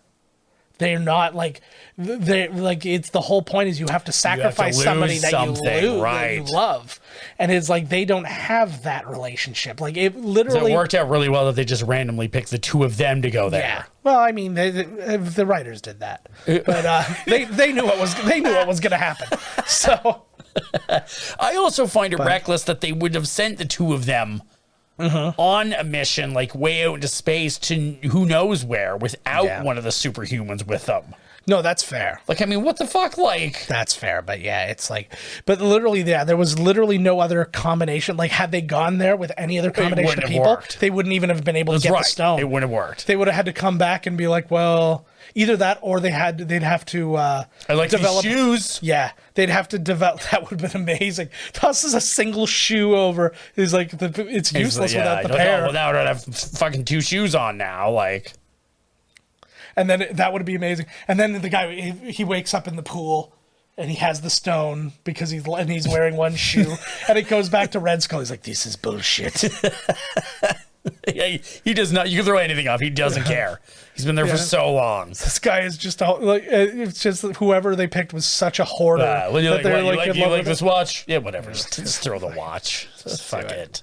Yeah. Well, he's not in charge of whether or not what you did was good. That's enough. right. He's just, It's just there to explain the rules. Yeah, that's literally he is tasked with explaining the rules because he tried to. He got blasted in Captain America. He gets like blasted to this place, and this is his punishment for basically trying to corrupt the Infinity Stone. Wow. Took it out on some dates. He just talked shit to it, lied to it a lot. Yeah. I saw somebody made the best thing. They made an Infinity Gauntlet with Infinity Rocks, not Infinity Stones, little teeny tiny Dwayne The Rock Johnsons in the different colors. And they were all like just his face, and he put them, and he just... The rocks. So he's like, they're all Infinity Rocks. He also made a big gold chain with a spinning rock face on it. Nice. And The Rock actually duetted that on TikTok. He's like, yeah, nice. And then it was kind of weird. And then at the end, he was kind of weirded out going, what am I watching? How would you not remember the song? Well, I guess he hasn't heard any music in a trillion years and stuck in prison.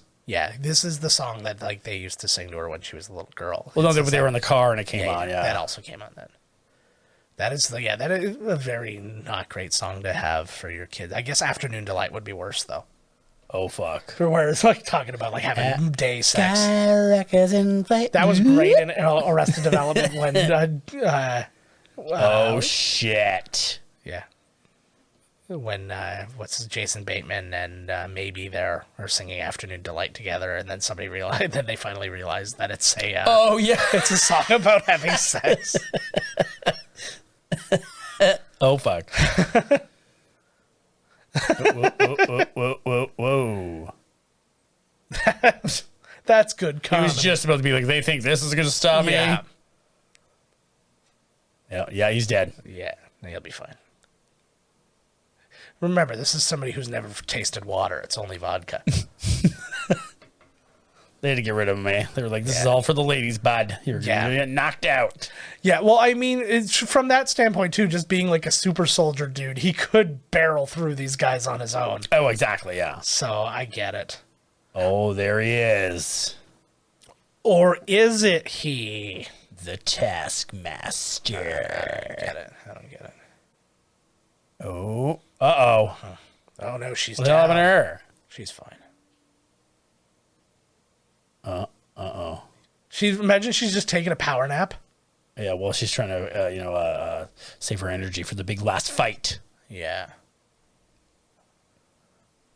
Oh. Hey, the sound is off. Yeah, that was off. Uh-oh, she's a traitor. It's a good thing we're not listening to this. She's just betrayed her. That's a cool suit, though. No, it's probably fine. Yo, Taskmaster. Oof. Oh, fuck. Keep who waiting? Oh, God. I don't know. The spacemen. Is it the Chitauri? That would be amazing if it was just a random Chitauri. Oh, fuck. Is he waking up now? No, I don't think he is. I think he's in hell. You take those that many, man. They're going to give you the scoots. Oh, fuck. I would like to see that as some kind of a side effect. It's all the anesthetic gave me the shits. And then he uses it in the last scene. Mm-hmm. Super soldier shit. Oh, I just remember what happened in this movie. I'm sitting there, I'm trying to think of, why did this happen? Why did that happen? And now I'm caught back up. My brilliance knows no bounds. Oh, there he goes. You're out again. They know he's going to cause a scene. They got to keep him out. Yeah. Yeah, well, if anything else, he's not quiet, right? Well, she's got a plan, and he's going to ruin it, so... Yeah, he will fuck it up. So we did talk about money a little bit before. We'll talk about it more now. The movie made $183 million domestic, $379 million worldwide. I want to get the budget for this because I didn't catch that. That's cool. The Red Room's some facility way up in the cloud there. It used to be something else, but now this is how they've avoided S.H.I.E.L.D. Oh, this actually cost $200 million to make too. That's actually surprising. I I didn't think like this compared to Spider-Man would have made as much, but Cost as much. yeah, thank you very much. But yeah, so it opened number one, $80 million. Number one, knocking F9 out of the top spot. Went down to number 2 week 2 when the Space Jam movie came out. Then it went down to number 3 when Old and Snake Eyes came out. Then number 4 when Jungle Cruise and The Green Knight came out. Stayed number 4 the next week when Suicide Squad came out. Went down to number 7 when Free Guy and Don't Breathe 2 and Respect came out. And then it was out of the top 10 after that. The top 10 movies of 2021 so far, though. And I say so far, you'll be hearing this in Spider-Man. 2022. Spider-Man is number 1 after being out for 2 weeks. That's fucked, eh? Yep. Then the next movie is The Battle at Lake Changjin. Must be Chinese. It's a Chinese movie. Yeah, okay. Well, they got the numbers. Which Come on, made right? which made over $900 million. Okay. The third highest movie, Hi Mom, another Chinese movie. Oh, okay. The fourth movie was No Time to Die. Okay. With how much was that one? That one was $774 million. Then it was F9 with $706 million, or $726, sorry. Then it was Detective Chinatown 3, another Chinese movie. Then it was Venom: Let There Be Carnage. Then Godzilla vs. Kong. So the same guy who wrote this and Godzilla vs. So he had the 2 of the top 10. Oh, good for him. Or no, he had give her a 2 new top face. movies. Yes. And then Shang-Chi was number 9. And then very surprising, Eternals was number 10. Oh, really? Yeah. Oh, you know what I was going to say now that you mentioned the Eternals? I hope that when these people, these, independent directors come to make a movie, that they don't get, I feel like, after the Eternals and they say it's a bomb, I hope that they don't, and blacklist what's her name. Like, she could get another, if you thought she was good enough to make this movie and then this flopped. Yeah. It's like she didn't write the script or anything. But, so we all like. But let's make something very clear. It didn't flop. It made $400 million. It made more. Exactly. This is like the whole solo thing. It made more. It made more than this movie. It did better than this one, which was objectively it's in better. the top 10. But like it's that one. It had very mixed reviews. There are people who liked it a lot. There are some people who liked it just because of kind of what it represented, like finally like a really diverse movie, which is fine. But I mean, I judge a movie based on whether or not a movie is good, and I didn't really care super much for that. What the hell was that? Her face is all fucking up. Oh yeah, because she's ScarJo. She was always ScarJo. Don't shoot her. Yeah, he's so good. He's so good in this, and oh really, my lord, really Winstone. I don't know. It doesn't even matter. He's really not in it for that long either. All things considered, right? Like, yeah, I like too that because that's the one thing he has in common with Captain America is his patriotism. It's just the fact that his patriotism was towards Russia. Whoopsie doodle. Yeah, he knows the error of his ways now. I love too because you had that moment which was very much like the Americans at the beginning, where they're all like American accents and just like. That was the one thing that kind of screwed me up though, because what's her face, Yelena has like this Russian accent. I'm like, would she not have like did she go back to Russia for a really long time and stay there? Or I guess she did, but the other girls didn't seem to have Russian accents. Yeah, and she doesn't have hers either. Yeah. Wait a minute. Whoa. What a mind job.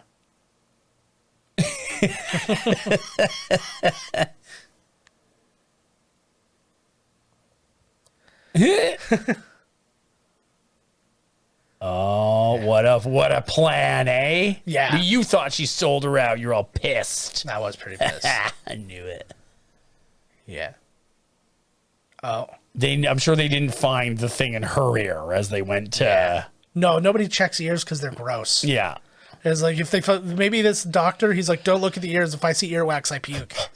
It's like whatever, ectoplasm, blood, jizz, piss, shit, all good, but not ear crud. Yeah. There's a line. Also not cool with a cocktail of shit. 4 or more of any of those things you just mentioned. Oh, all together, right. Yeah, I don't want to see that. That was like the grossest thing in Oz. So many crazy things happen in Oz, and there's one thing where the guy, like, it's like piss, shit, and blood and vomit or something like that, and he like throws it on the guy, and I'm like, no, no. Yeah, I just watched a guy bite off another guy's penis, but this I cannot deal with. This was too much.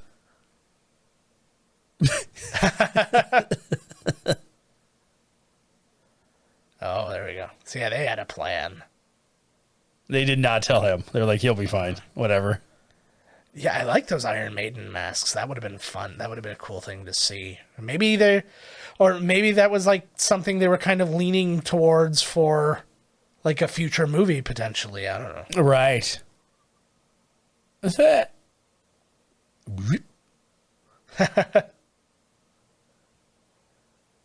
Oh, That would not be my first concern. No. Like, well, maybe in case they did recapture you, then they would have to put the line back on, giving you some more time to get out again. Ray Winstone, man, he looks old as fuck in this movie. You think so? I think he looks younger than he has in a long time, actually. I don't know. I think it's because when I think about him most, I'm thinking about The Departed, and he's like he's like a full of piss and vinegar kind of guy in that. So to talk about him for a bit, he was in Ladies and Gentlemen, The Fabulous Stains, Darkness Falls, Sexy Beast, Ripley's Game, which was a pretty decent, talented Mr. Ripley sequel, all things considered. Which was John Malkovich as Tom Ripley. I forgot about that movie, actually. And oh god, what's his name? Why can't I think of his name? That doesn't matter. He's irrelevant. What else? King Arthur, Chronicles of Narnia, The Lion, Witch, and the Wardrobe, King Arthur, The Departed, Beowulf. Oh yeah, Beowulf. He was Mac in Kingdom of the Crystal Skull. He was in 13, Hugo, Snow White and the Huntsman, Noah. He was in Cats. Yikes. And then he's in an upcoming movie called Bit of Light with Anna Paquin. Anna Paquin's got a weird career going on right now because she is starring in a movie with Zachary Levi about football player Kurt Warner. It's like a biopic of Kurt Warner. Who the fuck is Kurt Warner? It's a friggin' quarterback for he was the quarterback for the Rams and for... Well, maybe he's got a story to tell. Well, he's got like this kind of underdog kind of story. Oh... It's a chick! Olga Kurylenko. Oh my god. Her best friend from Russian school, Olga. It was nice. The girl she blew up. She murdered her. God. Well, it looks like she's dead, huh? Well, it does. It does. See, and then she's had to put a chip in the back of her neck, and he's not happy about it. Ruffles. Ooh. Salt and vinegar. So if you try and pull that out, it stings. She looks like, who am I thinking about? Like a person with her crazy eye. There's another superhero movie or something like that where it's almost like the exact same thing going on. And, it was one of the X-Men movie. It was Jason or whatever his name was, the other like psychic dude who was like putting... An X-Men? Yeah, it was like Stryker's son who was like in the wheelchair. Which, by the way, something I will give credit to. I liked... Brian Cox. But Brian Cox is William Stryker. Well, he's always awesome. Yeah, he's just a home run hitter. And let's give a little bit of love to poor Hugh Jackman, just got COVID. Oh no, poor Hugh. He gave some love to. He's doing The Music Man right now on, I think it's Broadway. I don't know. And I guess the girl who's like the star wasn't there, so they had to go to their understudy. But their understudy is what's called a swing. So she's somebody who's the understudy for like 10 roles. Right. So she had like, what was it? An hour's notice. She was told at noon that like she had to play the role, and she did it. They gave her a quick rehearsal at 1:00, and that's it to get ready. And then she went out and performed it. So he brought her out at the end of the show. He brought her forward, and it's like this is her first time ever doing this. And she had like no time to prepare, and everybody gave her like a big standing O, and she was just kind of like, "Oh, that's cool." What was her? What was she called again? She's called a swing. So the essentially, swing. I dig that. Yeah, I just learned something. Yeah. So essentially, she just she was basically like every female role she was an understudy for, and they needed her this time because funny enough that girl was sick and now dude's sick, so I'm willing to bet that she also had COVID, and it's just a big COVID factory over at the Music Man. been COVID factory everywhere. Man. Well, This is the one thing that gets me to. This is kind of like the Iron Man 2. Yeah. Where they flip it and it's like, that's this person. Yeah. And they kind of watered down Taskmaster, like still cool, but the actual Taskmaster is like way cooler. Yeah. Way cooler than this one. I would agree, because I think that, and I don't know if it's like kind of on purpose that they watered him down to like elevate the other bad guy. Right. Or, which I don't think is necessary. I don't think you need to like you don't need to like, I want to say de-elevate. That's not the word. But you like bring down another person to bring up another one. Just let them all be fucking awesome. Like he's like this, right? Like, well, he studied the Panther style. These guys always bothered me because it gave me it gave me that kind of G.I. Joe retaliation energy. That was disgusting. I love that. Yeah, the audio's off. I think we have a sync issue just coming to the board. So like our audio's off not that just bad. a little bit, but we have it down so low, and it's like so it doesn't even matter. One kick, eh? But I'm really looking forward to seeing what they did, like, because their plan was, once they met Florence Pugh and started working with her, their plan was to basically feature her every bit as much as Black Widow, because they knew that A, there was a potential that ScarJo was not coming back, right? And B, they knew that even if she did come back, there would still be a place for Yelena in the MCU, right? So she's a contingent. She gets added into the team. I think she'll get added into the team, or they're going to make her part of another team, because like they said, they started talking about like additional Avengers crews and stuff like that. So I think there's going to be a lot of homes for her moving forward. But she's really funny. I'd like to see more with her and Kate Bishop. Yeah, they were awesome together. I thought they had good chemistry as well. Yeah. Yes, like big time. Yeah, it's like that was like I almost want like that to be the next buddy comedy thing. Yeah, I'd like to see Mm-hmm. Kate Bishop in the Avengers too. But yeah, they're probably going to do Avengers Young or whatever the fuck. Avengers. Like Young Justice. Yeah. Well, I'm curious about who all will be, because like the only ones we know so far would be like Yelena, and I'm like, how young do they consider young? Because I'm like, Yelena at that point is going to be, like, she would still be, like, what, in her, like, late 20s, early 30s. Oh, he punched her right in the face. No. Did nothing, too. She's like, you hit like a little bitch. This is, like, one of those, like, this reminds me of, like, one of those scenes in a movie where, like, the hooker is... Turns like, it around. Another guy's like, you can't get it up, and, like, you can't even get it up, and she just keeps beating on her. That is a thing. That is a thing in movies. I'm not. No, I know exactly what you're talking about. Yes, I'm glad, because at first because even with my confidence saying that is a thing in movies, I was like, is it a thing? It totally is. Yeah. Okay, because I was panicking a little bit, but trying to act really confident. Yeah, he's like, okay, I got to stop punching you because you're getting off on this. Yeah. I thought he was going to smash her with the chair. Oh, his ring of power. Yeah, it's always the ring. Throw it into Mount Widows. Throw it into Mount Dr. Doom. Is this all of the ones he has under control? Yeah. Could you imagine, like, that? What a sight to actually see. Oh, that's kind of like Cerebro. Yeah.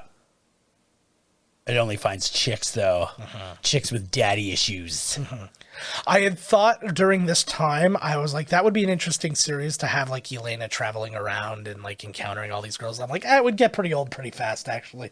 If it'd be come on, they could probably really mix it up. Yeah. You know. I was gonna say, it would remind me of like the Incredible Hulk show or something, where basically he wanders into another town, somebody's got a problem, and then it's like, okay, we have the following 4 steps to go through before I have to leave this place and go to somewhere else.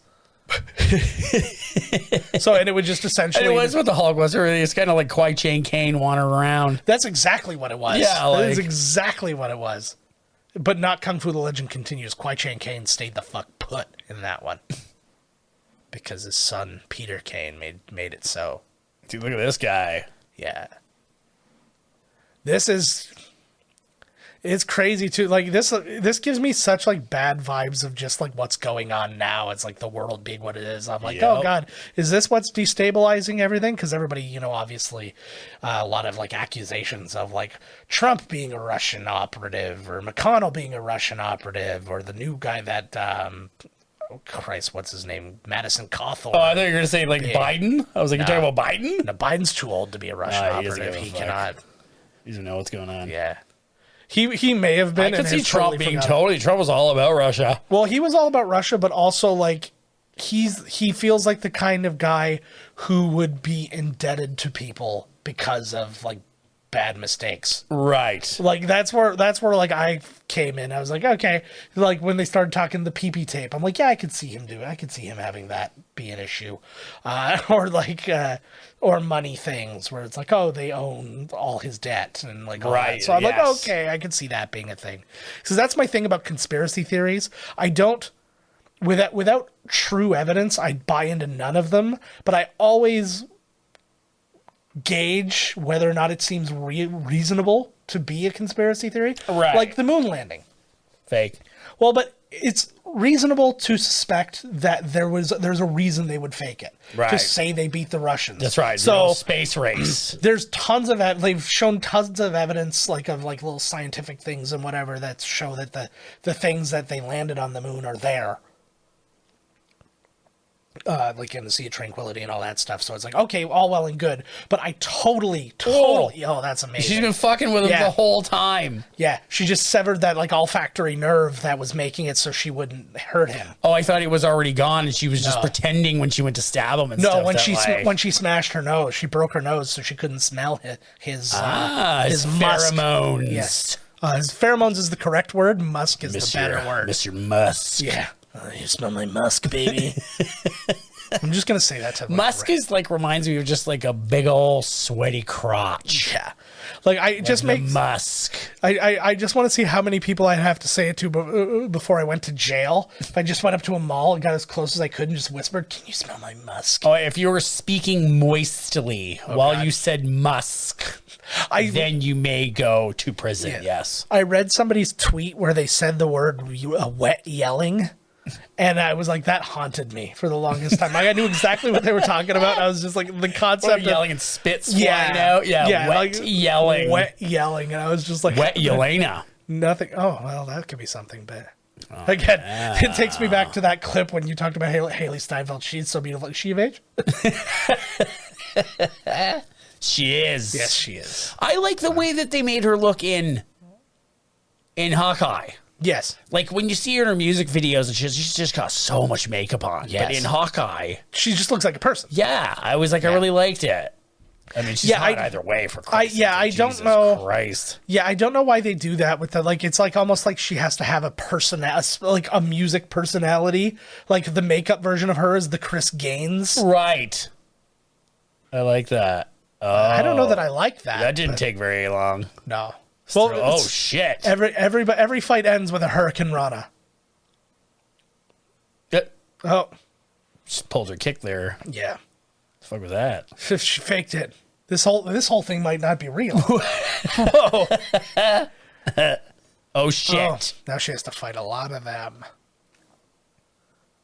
Oh fuck. He is for really you, good. bud. You know what though? I had that mistake again because every time I hear his name, I think that he was the Punisher at one point, but it was that other. It was a Ray something or. Oh yes. I like that Punisher Warzone. Yeah. The bad guy was Buddy from The Wire.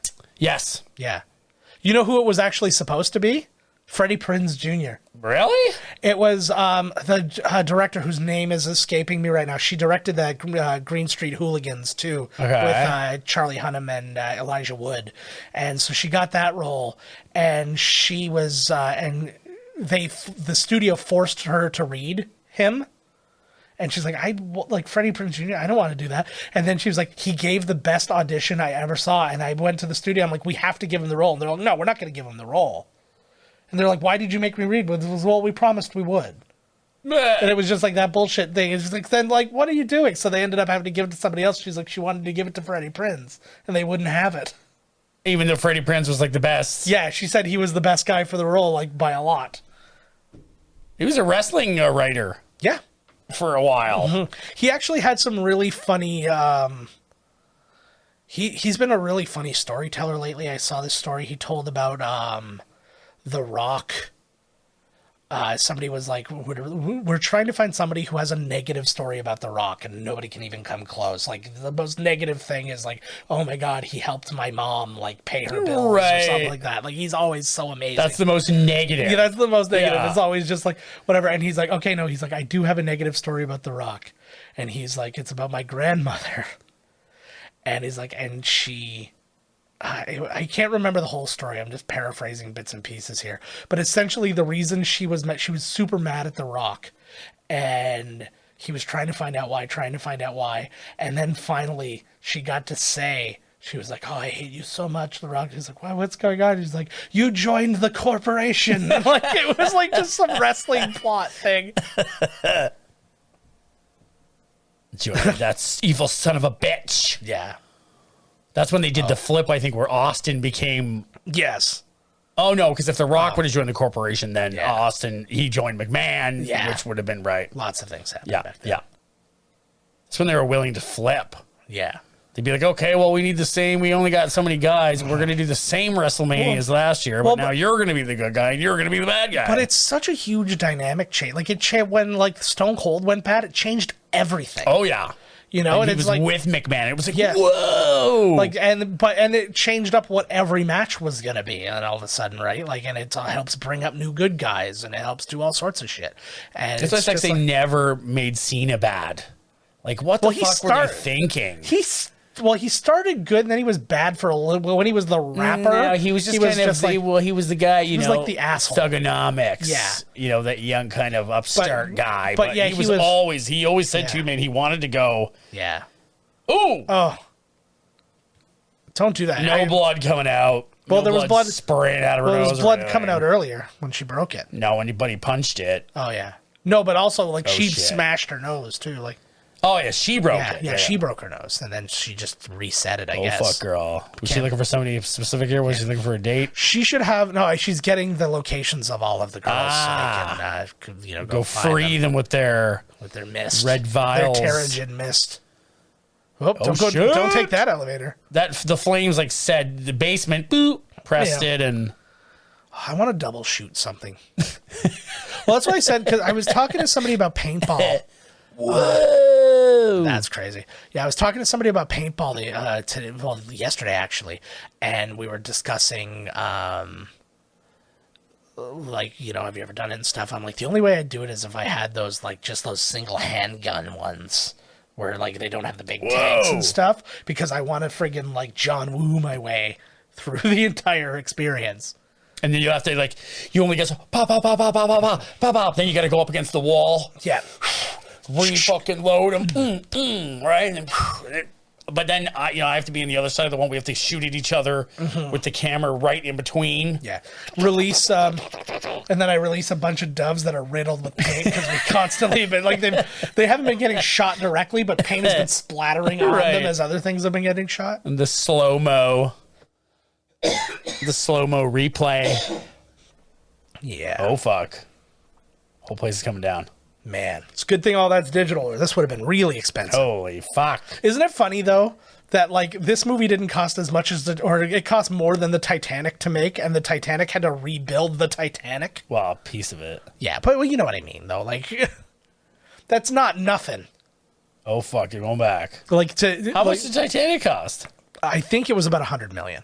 That's it? Yeah, well, but again, it was the 90s. Right. So- Look at these guys. They are not giving up. They're like, I don't care that I'm falling. I will shoot the plane. I do love a good amount of stick-to-itiveness. Oh! Now, the question is his shield also vibranium? Did they get access to some vibranium? I don't think so. I'm sure it's strong, but Yeah. What if it's adamantium? the strongest of Russian metals. Yes. And wasn't... That's also vodka. Well, no, wasn't... Buddy's Russian. So you might be right with the adamantium. Buddy's Russian. Red. The tentacles come out of him. And he was in the same program as Deadpool, Sabretooth, and I don't know. and he's Russian, though. And Buddy knows him, the guy that turns into metal. Colossus. The fuck is his name? I don't know. I keep wanting to say Red Sonja. I really liked Colossus as a kid. That was somebody who I was really Like into. when he was when when you I were was a kid. Ah. When I was a kid, I was really into him. I was like all those episodes of like Marvel babies. Oh, That's God. what they should do. That would be amazing. Kid Colossus, Kid Captain America. Oh yeah. Tony Stark making ways to steal candy. Yeah. Like I think we're onto something here, bud. Yeah, that would be fantastic. It's over, Taskmaster. We're all chicks. We've found the power. Come with me. Completely ignore the fact that they're all like different ages, but now they're all babies. Yeah. Yeah, there doesn't have to be any real, Watching a Hulk have baby temper tantrums. Whoa. Hulk poop. Yeah, exactly. All right, I think we just successfully wrote a show. Fucking right we All did. right, that's excellent. How did they not know this place was up there? Yeah. It's like S.H.I.E.L.D. passed right by there all the time. They don't see it because it's a cloud. Is it a building in there? No, it's just a cloud. Yeah. I think that, like, in this situation, because I know we've Ooh. discussed the faceless bad guys before, like the Chitauri or the robots and stuff, and that's usually to, like, avoid a crazy rating or something like that because you're killing a bunch of them. But I'm like, you're not watching a lot of them physically die in this one, like, other than, like, things are collapsing and whatever. Right. You're not actually seeing them physically die. And it's just making me wonder, I'm like, are they just faceless so that the stuntmen can be interchangeable? Probably. So, like, I think that's the only reason they're doing Yeah. that in this movie. It's like we've got 10 guys, and we got to use them a lot. She said, no, it's not fun what you're about to do. Yeah. That was one of the, like, from the look of those scenes, that was probably one of the worst ones. Yeah. It looked like bad. Oh, green they're screen for dead. both of them. Nah. See, his glasses. He survived. should have been something else. Yeah. They think That's- it's done, and then he's like, I'm from space. Yes. I'm Thanos Jr. Yeah. Now we're talking. This is cool. I dig this. That was I saw an article on like Cinema Blend today when I was just doing research for the mini episode, and it said the article headline just said Ooh. Marvel just made Green Goblin more powerful than Thanos, and I just went, no, they fucking didn't. It just like, kept scrolling. Like, who I'm not said even. that? Like- It was like Cinema Blend or somebody, like Screen Rant or Cinema Blend, whatever. And I'm just like, no, they didn't. Like, Yeah, what? They definitively did not. So Yeah, we're like, just where gonna the, go where the ahead. fuck did they get that from? I don't know. Oh, shit. No wings or nothing. I want so badly to be Her like the. tampon has wings.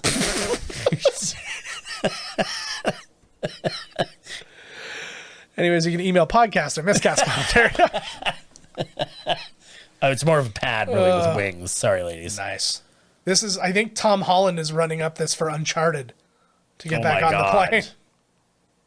This is a pretty cool I know. idea for a fight. I know, it was pretty sweet, yeah. Well, it's because it's interesting because it's really hard to come up with like original. You're like 20. This was the 24th Marvel movie.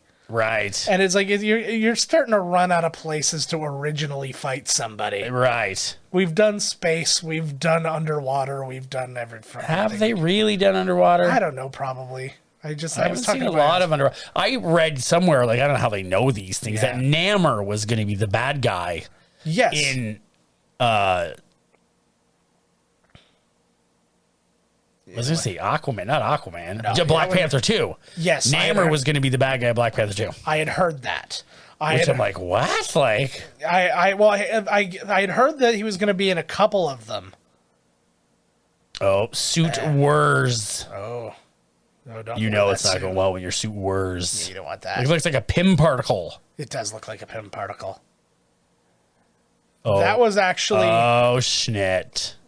That was actually something I loved in Hawkeye when he used when he shrunk the car. Oh my god! I like With when the he made Pym- the arrow huge. That one was good too. But when he shrinks the car and then he goes to pick it up and then he's like, what do oh, we what are they do going to do? And now? then the owl comes and scoops it. Oh and yeah, I takes was it like, away. they're dead. There they go. They are dead.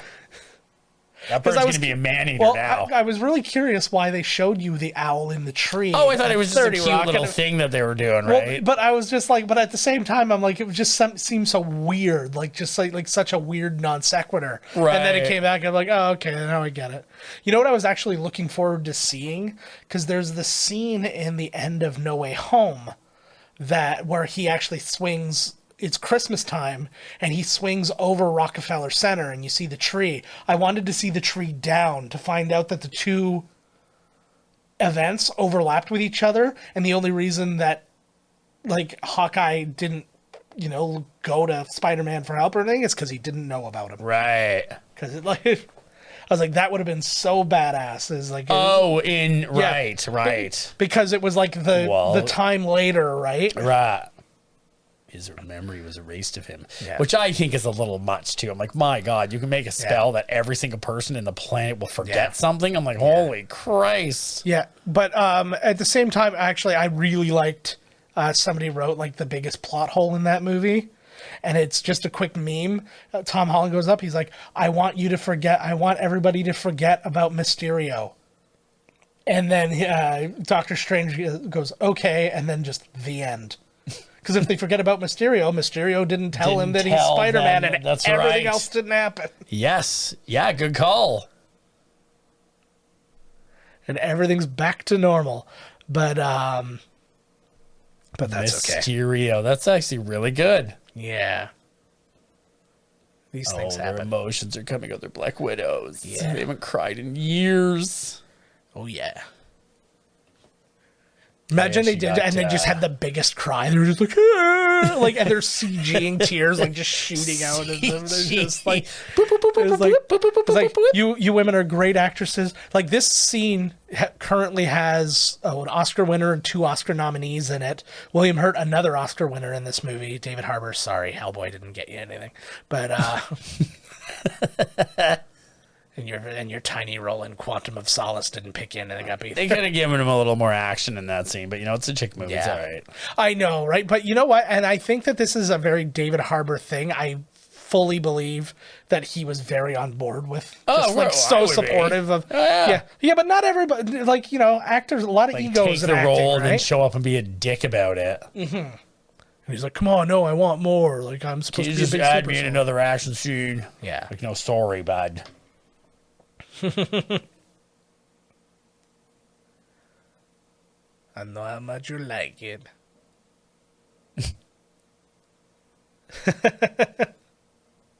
Also from watching the Endgame and Thing, I don't believe Mark Ruffalo's, like, I don't know, some of the scenes in Endgame where he's like, I'm not the Hulk, but I was like, I don't know, man.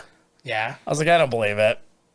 What I don't think Mark Ruffalo is the best choice for Hulk. I used to think about it. After I watched Endgame and everything again, I'm like, I don't know, man. Like, it's that thing of, like, I talked about it with when it was Andrew Garfield. Like, I always said that Andrew Garfield was a much better Peter Parker than he was a Spider-Man, and there's been other people who are like better Batman than Bruce Wayne and things like that. You're supposed to hire for Bruce Wayne. Yeah, exactly, right.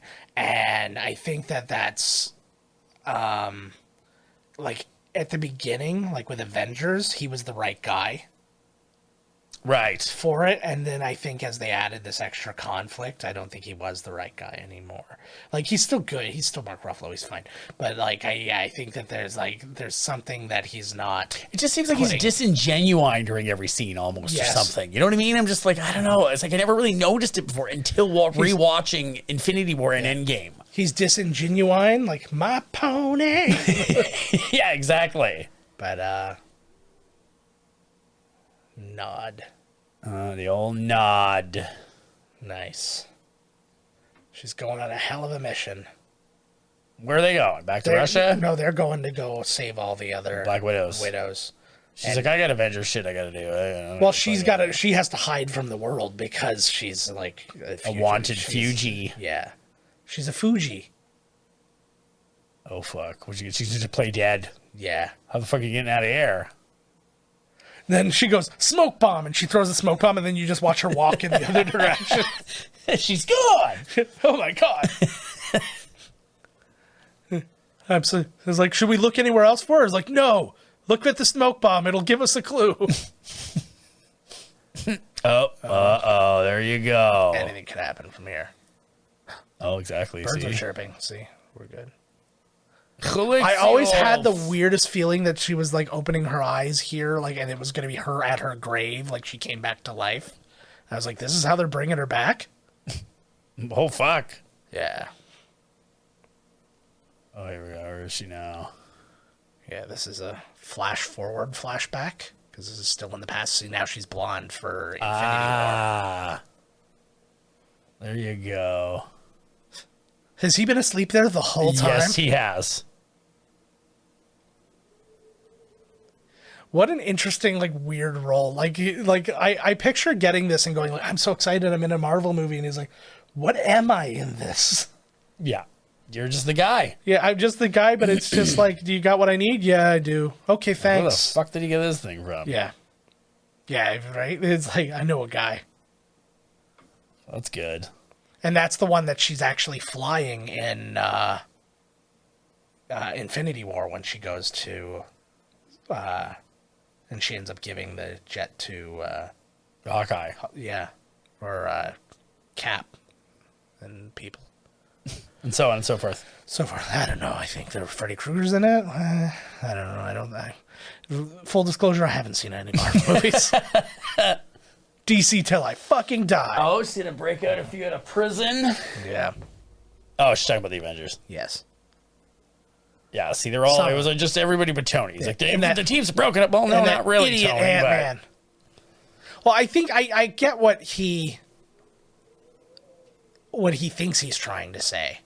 Is like that the spirit of what they like. Yes, they're Right. together as a group, but they are no longer the Avengers. It's like the spirit of what we were supposed to be is gone. Which he ruined. Yeah.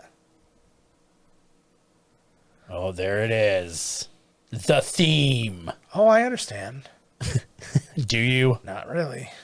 So it's a movie. What? So like just a bunch of pictures back. To What back? is? Oh, never mind. I was like, are we seeing the blasters through the bush here? I'm like, what the Yes. fuck is happening here? But no, it's the old fireflies. This is the Tree of Life from Disney's Animal Kingdom. It's like now they have to feature a Disney park at the end of every Marvel movie. What was with the fireflies? Is that something? Yeah, it's. I think she becomes Firefly. Oh, so that's cool. Cool. I think that was one of those, you know, servicing of the fans. This is now knowing how long credits take for Marvel movies. Do you really need to space out these credits that far?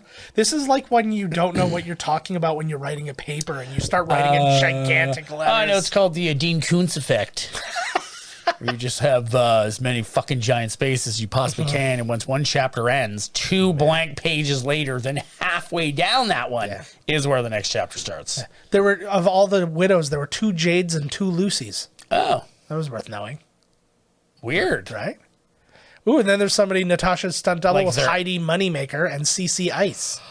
Hi, both- Moneymaker. It was like this. It sounds. Kept her strip name. Yeah, I was gonna say it sounds exclusively like rap girlfriends. It's like the women upon which champagne is poured on their asses. Oh, yeah. That's the only way I drink champagne. Yes. I feel so impatient when we get to this point in these episodes because we've covered what we really want to cover. Now we're just waiting for the after credits scene. Yes. So I'm scanning. I'm going, oh, what funny name? I know, right? I've given What up on funny that name? game. I'm like, fucking forgot it. Gary Martin, a guy named Gary in this day. So Oh my God, who's- Matthew Broderick was supervising standby props. Oh, fuck yeah. That's real. So okay, so what do we got next now? Okay, we got Multiverse of Madness. Yeah. Oh, you're talking like in theaters. Yeah, right yeah. No. I mean, like in the Marvel. now. Okay, because for us, Shang-Chi is the next one for us That's to right. watch. I which think Shang-Chi's fucking We're awesome. gonna do in 2 weeks. But yeah, so we just had No Way Home. Multiverse of Madness is next. Let's actually look And up then- and see like the Oh, upcoming. that's like Wanda and him together, and then we've got what else? all sorts of stuff. Spider-Man's now out. It was the Eternal Spider-Man. Now we'll have the Multiverse of Madness. Yeah. There's a Black Panther 2 in there somewhere. Yep. Which I think like somebody had just come out and said that Chadwick Boseman would have wanted to recast Black Panther, and I'm like, why wouldn't you? Yeah. Like, you can't get rid of an entire character because Yeah. somebody untimely death. Like, But Jesus Christ, here's the thing about Marvel: you can, because he does get replaced when he dies in the comics. Right. That's what I'm saying. No, but he doesn't. He doesn't get replaced with another dude. He gets replaced by his sister. Oh, right. I know. Well, somebody else is Black Panther. Yes, like, yes. whoever. Yeah, But to be like, we can never have the character of Black Panther because Chadwick Boseman died is like ridiculous. It was like I thought you just meant like T'Challa in general. No, I'm like, no. I just mean like die. recasting the Black Panther, right? Yeah, no, absolutely. Like, that's fucking bullshit. Of course. And we're literally in the middle of doing that for almost every other character. Yeah, like Thor's changing, like everybody's changing. Okay, so we just so the May 6th is Multiverse of Madness. Sometime in the summer of 2022 is Ms. Marvel. There you go, Marvel 2. Oh, Ms. Marvel. Featuring a young Scarborough, Ontario Muslim girl as the star, which is awesome. Then Thor Love and Thunder is July 2022. There you go, yeah. Oh, Guardians of the Galaxy 3. That's somewhere in here too. She-Hulk is... It's a lot of Thor. Yep. She-Hulk's coming in 2022. That will also feature Mark Ruffalo in it. He's going to... But I don't know that he's in the whole thing, but he's in some of it because I've seen clips. Do you think that Thor is going to be in a lot of Guardians of the Galaxy 3, knowing that he has his own solo movie coming out as well? I don't know. Because Chris Pratt's also in Thor Love and Thunder. I'll bet you a little bit. Yeah, there's a little bit of crossover. Yeah, so there's I don't think it's going to be gigantic, but I think like the beginning of like Thor will be like them dropping him off or something. See ya. He's like, thanks for helping me get rid of my gut. See ya. There you go. November flexing. There you go. November 11th is Black Panther: Wakanda Forever. The Marvels is February 17th, 2023. What the fuck is that? That's the new Captain Marvel movie. Oh, sorry, that sounds like The Incredibles or some shit. I was like... And Samuel L. Jackson and Ben Mendelsohn are both going to be in it. The director of Candyman, Nia Costa, is directing this one. Oh, yeah, Candyman. I gotta see that new Candyman. Then Guardians of the Galaxy Holiday Special comes. Oh, my God. In the December of 2022. A holiday special. God love them. Then Ant-Man and the Wasp Quantumania. Oh, there you go. Yep. Then Guardians of the Galaxy 3 in May of 2023. Yeah, they had to push it back because of the whole firing and rehiring thing. And then they've placed Fantastic Four in July of 2023, but they don't really know. Oh. And then Blade is November 2023, their guess. Then Captain America. It's kind of weird that they're going with Blade. Yeah. And of all the characters that they could... Yeah. See, to me, and again, it's the stupidest thing. It's like, compared to everything else, there's just like this weird, like, that's not realistic. Like all this other alien craziness, magic and all that's all happening. But there's a vampire in the middle of all that? Come on. Well, they got Dracula. Right. They got dragons introduced. Yeah. I dig it, man. Yeah. I mean, I'm down for it. Blow the doors right off. And again, I'm like I said, I'm very easy when it comes to, we're going to explain vampires to you in 5 seconds. And it's like, okay, vampires are a thing. Great. And it's like, it could literally just be like Happy Hogan just opens up a newspaper and it just says vampires are a thing now. And then that's it. And I'm like, okay, cool. I'm in. Captain America 4 is early 2024. Oh, I'm very interested in all of them. Yeah. But that one, awesome. I want to see Falcon as as new Cap. Yeah, Deadpool 3 is in May of 2024. Again, these are all our guesses. Then they said Spider-Man 4 by 2024. I don't think that's going to be a thing. Shang-Chi 2 is in 2024. Moon Knight is sometime later. That's a show. Secret Invasion is also a show coming in the next couple of years featuring Ben Mendelsohn. Sam Jackson and, I'm sure Ben Mendelsohn too, but Sam Jackson and Kobe Smulders. Ironheart, which I don't know anything about. That's the chick, I think that's the new Iron Man. Oh, that's exactly what it is. Another girl. That's exactly what it is, too. Yeah. It says here, Riri Williams is a robotics genius who builds a suit of armor more advanced than anything Tony Stark devised in his lifetime. And then Armor Wars. Oh my God, it's going to be like all the suits versus each other. Yeah. It sounds like that's going to be... she's at her grave. I forgot about this, actually. Yeah. That Armor Wars is going to feature Don Cheadle. And there's a Groot show. There's all sorts of shit. It just goes and goes and goes. I do like... all these bears. She likes bears. because she's like, maybe she was just really into hairy, fat gay guys. Maybe this is just before she goes to get Clint. Yeah. Oh no, this is specifically what it is. Is it? Yeah. Yeah. So, because we're gonna have a moment where you're gonna see that. See, I misremembered this because I remembered watching this and she did that whistle, and then I thought I heard a whistle back. Oh. And then I was like, and I thought that was going to like hint that Natasha's not dead or something. But no, you're getting this. Oh. Oh, you forget? Did you forget about this? I totally forgot about this. Julia Louis-Dreyfus is back. Or this was I'm allergic to the Midwest. Yeah, this was supposed to be her first. Oh, appearance. I love you so much, woman. I know, and she was still like she was fighting cancer at this point too when she shot this.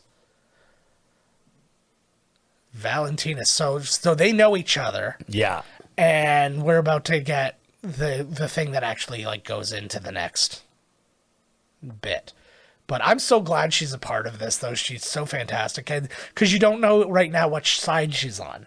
She seems weird and crooked, but she might not be. And it's just like... So, she's still obviously an assassin for hire. And again, this ties into Hawkeye.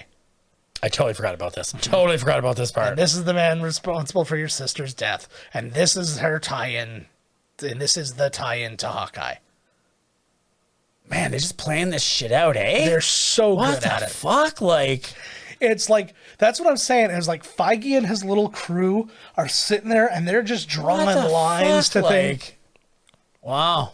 So fantastic. There goes another one, baby. All right, guys. We are... Oh, that wasn't as long as I They make those ones like they do. Yes. They still continue to make them like this. They certainly do. All right, guys. That is it for this one. As always, thank you so much for listening and watching. If you're watching on YouTube, make sure you like and subscribe and all those good things. And find us at miscastcommentary.com. Email us podcast@miscastcommentary.com.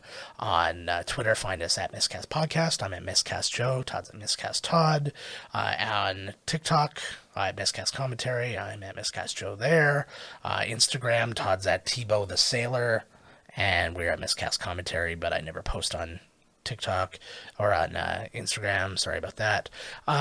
So yeah, follow us everywhere you can follow us. Like and subscribe. Follow me on the street. Rate and do all that. Yeah, tackle him and you touch his butthole from behind. He enjoys that, despite the fact. Don't let me see your face, though. No, it's a thing. No, yeah. Yeah, the second walk my head forward and just get her done. He just sits there. He sees you and goes, "Oh no, there's a connection." Exactly. But until next week, guys, we're gonna have another mini-sode, and we're spoiler alert, Shang-Chi's after that. But we're just spreading it out so we can talk about more stuff, and we don't go so long without like covering the goings on, covering the spread, right? So we will.